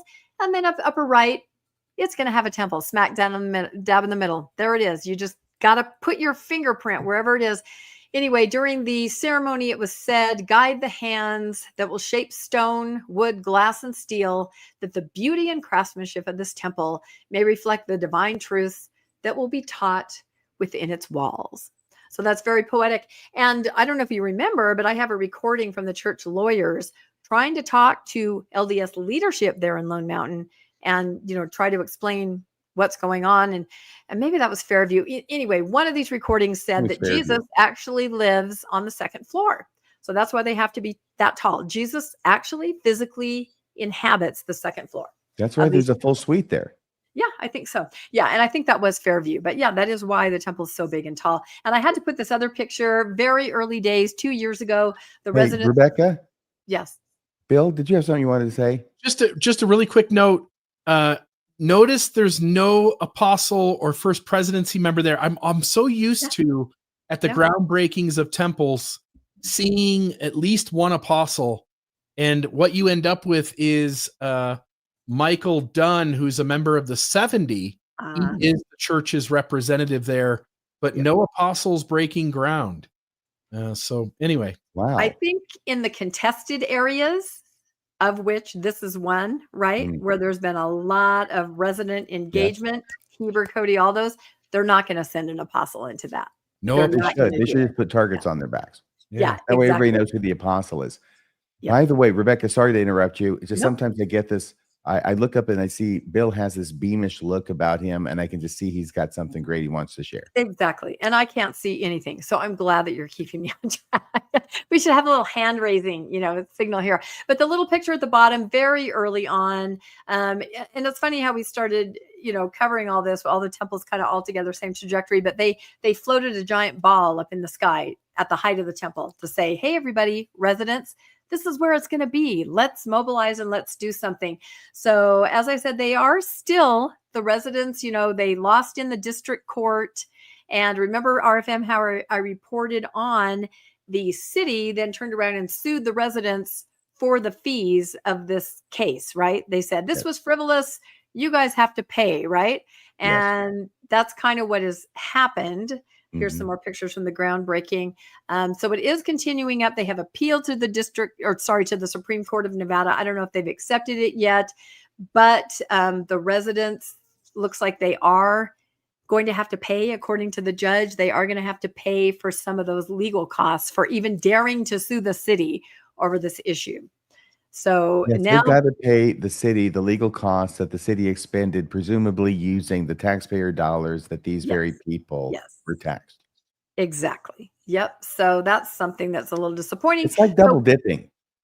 It's double dipping. Yep. And so currently the case is now before the Nevada Supreme Court following the petition by the Nevada Rural Preservation Alliance. That is the citizens group. While the case was pending, a groundbreaking ceremony was held. So now in Heber, there was an injunction and they made them stop building, right? They had already started digging. There was water. They made them stop. That's not happening here. They can go ahead and build. And in Cody, that didn't happen either. While there was still legal proceedings, they were able to build. So the church is just trucking on, moving on. 200 temples announced by President Nelson, by the way, 228 completed. Okay. So that means to finish at the same pace, over 30 years for the rest of them. Do you think they will announce the temples that he was going to announce at conference? Or do you think they'll wipe the slate and start over with Oaks's announcements? I think they might just take a break for about a decade and go, we've got enough temples for now.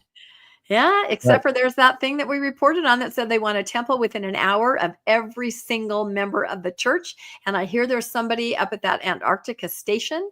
So they've got to do it. And I do have a little insider information that they are trying to tweak the way that they build temples. The process is very laborious. It's all concentrated with one, power structure. They're trying to kind of change it, maybe amp it up to accommodate all these temples. So maybe 10 a year.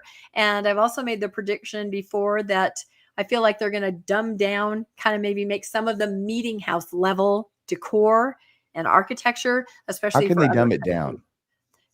meeting house level We decor. have wall-to-wall carpeting. Yeah. It's indoor, outdoor. It's literally wall-to-wall. It goes halfway up the cinder block wall. Yep, that's it. That's what I'm saying. I think instead of these opulent temples, which may not be the greatest look in some of these other countries, I think there's going to be sort of a temple light, kind of a meeting house level, instead of those extraordinarily ornate, facade and everything, just kind of a little more under the radar. So we'll see. That's one of my predictions. But Okay, well, I don't know, because that would actually require Elder Oaks to have humility. I know he likes to say he has it a lot, but that would actually require humility to announce no temples for the rest of his presidency. Yeah. And it would make him look President like Nelson was announcing them all over the place. Exactly. And it would make him look like he had not inherited the lighted pen, right? How come the Lord gave They President accidentally Nelson buried it 200 with Elder temples? Nelson. Exactly. That's it. So I don't know, but we'll see. Temples, I'm telling you, all these things are shaken up at conference because of President Nelson's death. One other quick little one, Jacksonville, Florida approves $27 million temple that's going to be built. And this has just kind of been sailing through the process in the city there. I was kind of waiting for somebody to maybe contact me and say, hey, do you know what's going on? Nobody did. But now that it's passed, right, the conditional use permit is there. Now the residents are like, hey, what about traffic? Has anyone done a traffic study? Yeah, that's too late. You need to have thought of that a long time ago, the playbook. So there was a little concern about traffic, and no traffic study was done because no residents were complaining. So we'll keep an eye on that. But there is. Am I the only one who really thinks these look all the same? They do. I mean, they look different in the way that different kind of buildings made out of the same Lego Yep. look the same. Yeah. They're all kind of a piece. Yep. Well, they're prefab. They're preformed. The smaller ones, I mean, they're And I'm all. sure that accounts for a lot of it. Yeah, we saw that in Cody when they had loaded in the pieces of the temple before they even announced it to the citizens in Cody, right? And just kind of slap them up and put them together. They do pride themselves. I've talked to different designers and architects of putting something that represents the area, something natural. Like they'll say, oh, there's this flower in Jacksonville. We're going to weave that into the carpet, right? I did hear a funny story about a temple in South America from one of the architects where the church wanted this beautiful flower to be kind of put in some of the architectural details. And once they put it in, it was sort of a hanging flower with like two little balls of a flower and then sort of a hanging part to the flower. Anyway, it looked like male anatomy and they had to take it down because it just didn't look quite right. So there That's are right. these. You got my attention at male anatomy. Yeah, I know. I did the visual too, didn't I? So yeah. So anyway, Like that was doing not. a I mean, Hawaiian dance. don't even get me started on the chandeliers. I mean, come on. Really? Can anything be I more gotta go back phallic to than the that? temple. But look at this. It's like the Mormons hate color. They have no color in their. Yep. They don't like color. Everything's No. white. And I think the reason that we know why everything is white on these temples now is so that they'll reflect light. Yep, that's exactly the uplighting, the upwash, as they call it, which they, assure people this will never spill out over toward your house. Yeah, but it will blind you against everything else. And I have an example of this, I think, on my last slide. Oh, here it is. Yeah, now it's controversial. Now the residents there in Jacksonville are, trying to see what's going on. We'll keep you reported on that. This is so interesting. I'm literally putting this together and I'm overhearing a conversation about the Linden Temple. I heard these people, it was in a restaurant, say something about the Linden Temple. They had no idea I was sitting behind them. And I'm kind of got my Jamie Summers sonic ear, right? Yeah.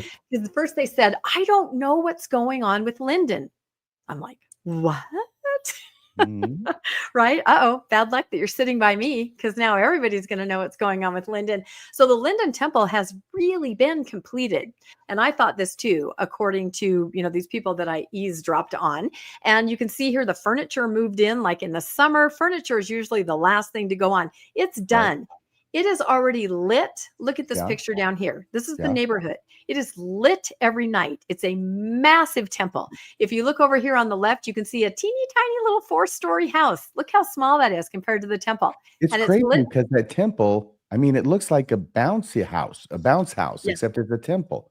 Except Obviously, it's much bigger, but it looks kind of silly. This little house is 4 stories. These are big Utah homes. And I cannot express to you how big this is. If anyone in the chat has driven past Linden, please back me up. This is you just can't even believe it. And there it is lit up. It's not even open yet.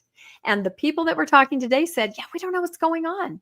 The open house is not scheduled till well into next year, but it's completed and it's lit every night. Yes, lit every night. The point of the temples is to light them up. I guess, but nothing inside. And then they said something interesting because, again, like I said, sonic ear, right? So it's finished. It's lit every night. No open house date until next year. And then they said this. There's another temple probably about 12 miles away, the Mount Timpanogos Temple. That's the one that I could always see out of my window of my house where I was raising my kids, always in every window. So they said that 1,000 temple workers will be moving from the Mount Timpanogos Temple District to support Linden. So that tells me that they're coming from all over to Mount Timpanogos. And the people I was listening to said, where are we going to get 1,000 temple workers to support our Mount Timpanogos temple? So again, can you believe that number? 1,000. This is what we're talking about. The number of people, the busy work that it takes to man a temple. I just couldn't believe it. Anyway, that's what I overheard about Linden. If anyone else knows anything else about why it's lit every night, seems to be fully completed, but will not be used for like another 6 months, please let me know. How many? The need is not pressing. Yeah. How many of those 1,000 temple workers can be replaced with AI? Well, that guy right there. Can AI do this? Can it do What? that? Can it do this? Shh. And can it do this? You've been sitting in the celestial room for 30 seconds. There's another group that needs to come through. If it can do those 3 things, a lot could be replaced. I think pretty much, it can. Yep, I think so too. So I think that's it for me. Those are my little stories at the end there. Well, wonderful. Is that all the stories from both of you? I know mine are done. I think so. Yeah. Well, then on the radar, tomorrow's Mormonish, and I understand you've got a really, really great episode. You told me about it before. I'll let you describe it for our audience. Yep, I do have a fantastic episode, and this has to do with the proclamation, to the family proclamation. And RFM kind of mentioned Hawaii, some of its origins. A lot of people understand come from a legal brief needed, same-sex marriage fight in Hawaii. But it goes back farther than that. Has anyone ever heard of the Family Manifesto? Have you heard of this, Bill? Okay. Do you know who this gentleman is here on my slide? This is Moral Majority Leader Jerry Falwell, right? Head of the There's Christian no D, I right. think, but yeah, What? Jerry Falwell. Didn't I say Jerry Falwell? I was just saying I don't think there's a D, but it's no big Oh, deal. is it Falwell? Jerry sure. Falwell. Yeah. I can look it up. Anyway, and it wasn't even before my time. I probably should have known that. Anyway, so he is the head of the Christian right. And back in 1988, they needed a document to use in the courts to further their, religious point of view and to fight against same-sex marriage. So they came up with this amazing document called the Family Manifesto. And it goes point by point. We proclaim, we declare. It has all kinds of points about the family, what a family should be, what a family shouldn't be, how God is a part of the family. And it goes on for several pages. This is 1988. And this document was passed out at the Republican convention that year. This document was everywhere in the Christian right, Republican realm. And we're going to talk about this on the episode. Flash forward 7 years. And what do we have? Oh, look, it's not the Family Manifesto. It's the Family Proclamation. If you guys want to see how close these two documents are, in some cases, word for word, tune into Mormonish at 6 p.m. Mountain Time tomorrow night. And I think this is going to blow your mind. Somebody did have a revelation about a family proclamation or manifesto, but I think it might have been Jerry Falwell. Anyway, that's tomorrow night, Mormonish Podcast, Tuesday at 6 p.m. I've got to see this because this is going to blow my mind. Honestly, if not only were the leaders of the Mormon church not inspired when they came up with this, it was purely a legal document that was created for a legal purpose, or a quasi-religious document created for a legal purpose. If it turns out that they didn't even do their own document, their own proclamation, but are ripping off somebody else who happens to also be a very prominent fundamentalist evangelical Christian, then shame on them. Shame on you, President Oaks. Oh my word, if that's true. And I wanted to get this out right before conference so that everybody could watch this, and then they could watch them extolling the virtues of the revelation of the Family Proclamation. And then maybe if you watch this and you're at family dinner, you could just bring up, have you ever heard of the Family Manifesto? Yeah, it's a very interesting scenario. Yeah, I'm definitely looking forward to seeing that tomorrow at 6 p.m. Mountain Time, Rebecca? 6 p.m. Mountain Time, that's right. Bill? All right. So first, I would just want to note this. We have this episode back up. We did an episode, you and I, RFM. You had a guest on. He regretted a few things that he had said, so we made some edits. It is back up and running. Anything else you want to say about that? Otherwise, I'll move on from Not that. publicly. I'll talk to you about it privately afterward. Okay, I love the possibility we'll have to take it down again. I don't know, but we'll see. I want to hear from the audience. Actually, maybe we'll talk about it Friday night, though. That's an awful far time out in the future. But want to get the audience's perspective on this, because I think we've really been over backwards in everything. And we're trying to, keep this out in front of the audience. It was a very popular interview, 8,000 by the next morning. Yeah. So we'll see. We'll see. Okay. And but it's up now. So if you're going to listen to this thing and it's really good, you better listen to it now. That's and then yes. And then the other thing we've got is Wednesday, Mormonism Live. We'll go into detail on the Reed Smoot hearing. This is something that's been covered in other places. I've seen the transcript of the Q&A of the government versus Joseph F. Smith. We'll just give sort of an overview. We'll let you know what questions were asked of him, what his answers were. We'll put some original documents and stuff up on the screen like we always do. And I think folks will walk away from this clearly understanding what the Reed Smoot hearing was all about and what happened there that was noteworthy in Mormon history. So there's that as well. Anything else on your end, RFM, for what you've got? Are you kidding me? On top of the fact that General Conference is coming up, and I have committed myself once again to this position, God help me, of listening to every session and then immediately after it's over, going live and podcasting about what was said and done and all the insights and wisdom that were not present. You are I'm a trying to saint make- for What? doing that. You're a What? saint for doing that. I can't tell you how many people say to me, "Oh, I can't watch, but I will watch RFM." Some say I'll watch Nemo, but I will watch RFM, they say. I am So a saint. you're I am a amazing. saint, Until and I'm you working drop on getting dead doing it. canonized Yeah, hang by in there. this action. Seriously. Thank you. But it's all of them. I'm going to report on it. So if you live in Utah, then it starts at 10 to 12, I think, doesn't it? My time is 1 hour off, but it's 10 to 12 in Utah. Boom, noon, I'm going live. And hopefully, half an hour, but no more than an hour, please. Please. And then wait till the next one go on, which is 2 to 4 right in Utah. 4 o'clock, boom, I'm live. Even before the choirs cease singing. And then I cover the second session and then the evening session, which 6 to 8, but it's never gone to 8 in the last number of years now, ever since the women goofed everything up, right? No, it was this is one of the things that happened with President Nelson, I think, because of course, back in 95, it was the women's meeting a week before conference. Then they made the women's meeting on the Saturday of conference on alternate 6 months conferences, right? The semi-annual, I think they got, and on the annual it was priesthood, which is what it had been forever. Before that, the Saturday night was the priesthood session just for the men. Then they gave it to the women, and then it's like somebody decided, well, geez, if they gave it to the women, then what's the point? So it kind of fluctuated back and forth, and then they said, we're just screw it. We're going to make it a regular session like every other session of General Conference. And after they made that decision, nobody cares about it anymore. Yep. And they'll go an hour, maybe an hour and 15 minutes, and they say, we're out of here. We're blowing this popsicle stand. So they're not even committed to the Saturday evening session. The only reason I'm saying that is because I'm not going to wait till 8 o'clock to go live if they stop early, and they probably will. I'm going to go live when they stop early. So whenever that happens, I will have been doing it all day by that point. I'm not going to wait until 8 o'clock.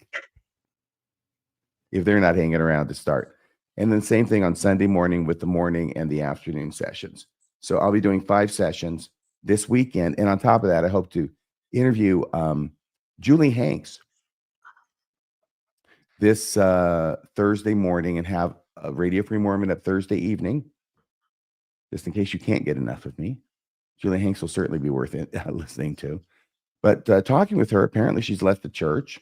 I didn't know about it until I saw Jacob Hansen practically ejaculating all over himself. He was so thrilled about it. No, really, we'll play a little bit of that. It's amazing. Yeah, no, I know. And so I'm sure he's very happy since he was leading the charge to get her excommunicated. And apparently she left the church of her own volition. We'll find out why, what's up with that, and what's next for Julie Hanks. So that'll be Radio Free Mormon. It'll be a busy week. Having left religion, I still look at you doing General Conference every 6 months, and I think of you as a sacrificial lamb. So thank you. You're welcome. Yeah, it can't be overstated. Honestly, we worry about your well-being on that Well, weekend. you should, because seriously, it's really tough. grueling. Yeah, it's It is mentally, physically, emotionally taxing to do that. Not And only then do I have to sit through the damn thing, I have to regurgitate. try and make something meaningful out of it. That's it. Yep. Oh my gosh, it like exhausts all my creative abilities. But Well, this one anyway, may be it's a great different. This weekend, one may be different. and we'll have a lot of fun together. Okay, that's the main thing. We'll have fun together. Thank you, Aaron. Bless me too. God bless us, everyone. And if you'll listen to me instead of Nemo, I'll do it in a freaking English accent. Okay. So everybody, thanks for joining me. Rebecca, Bill, thanks for being here on the newscast. Great show tonight. Everybody, please join us next Monday, 6 o'clock p.m. for the next edition of the Mormon Newscast. Good night, everybody. That's a wrap for this week's edition of the Mormon Newscast. We appreciate you tuning in and sharing this time with us. Keep the conversation going and stay informed on all things Mormonism. Until next week, wishing you peace and joy. See you next Monday at 6 p.m. on the Mormon Newscast.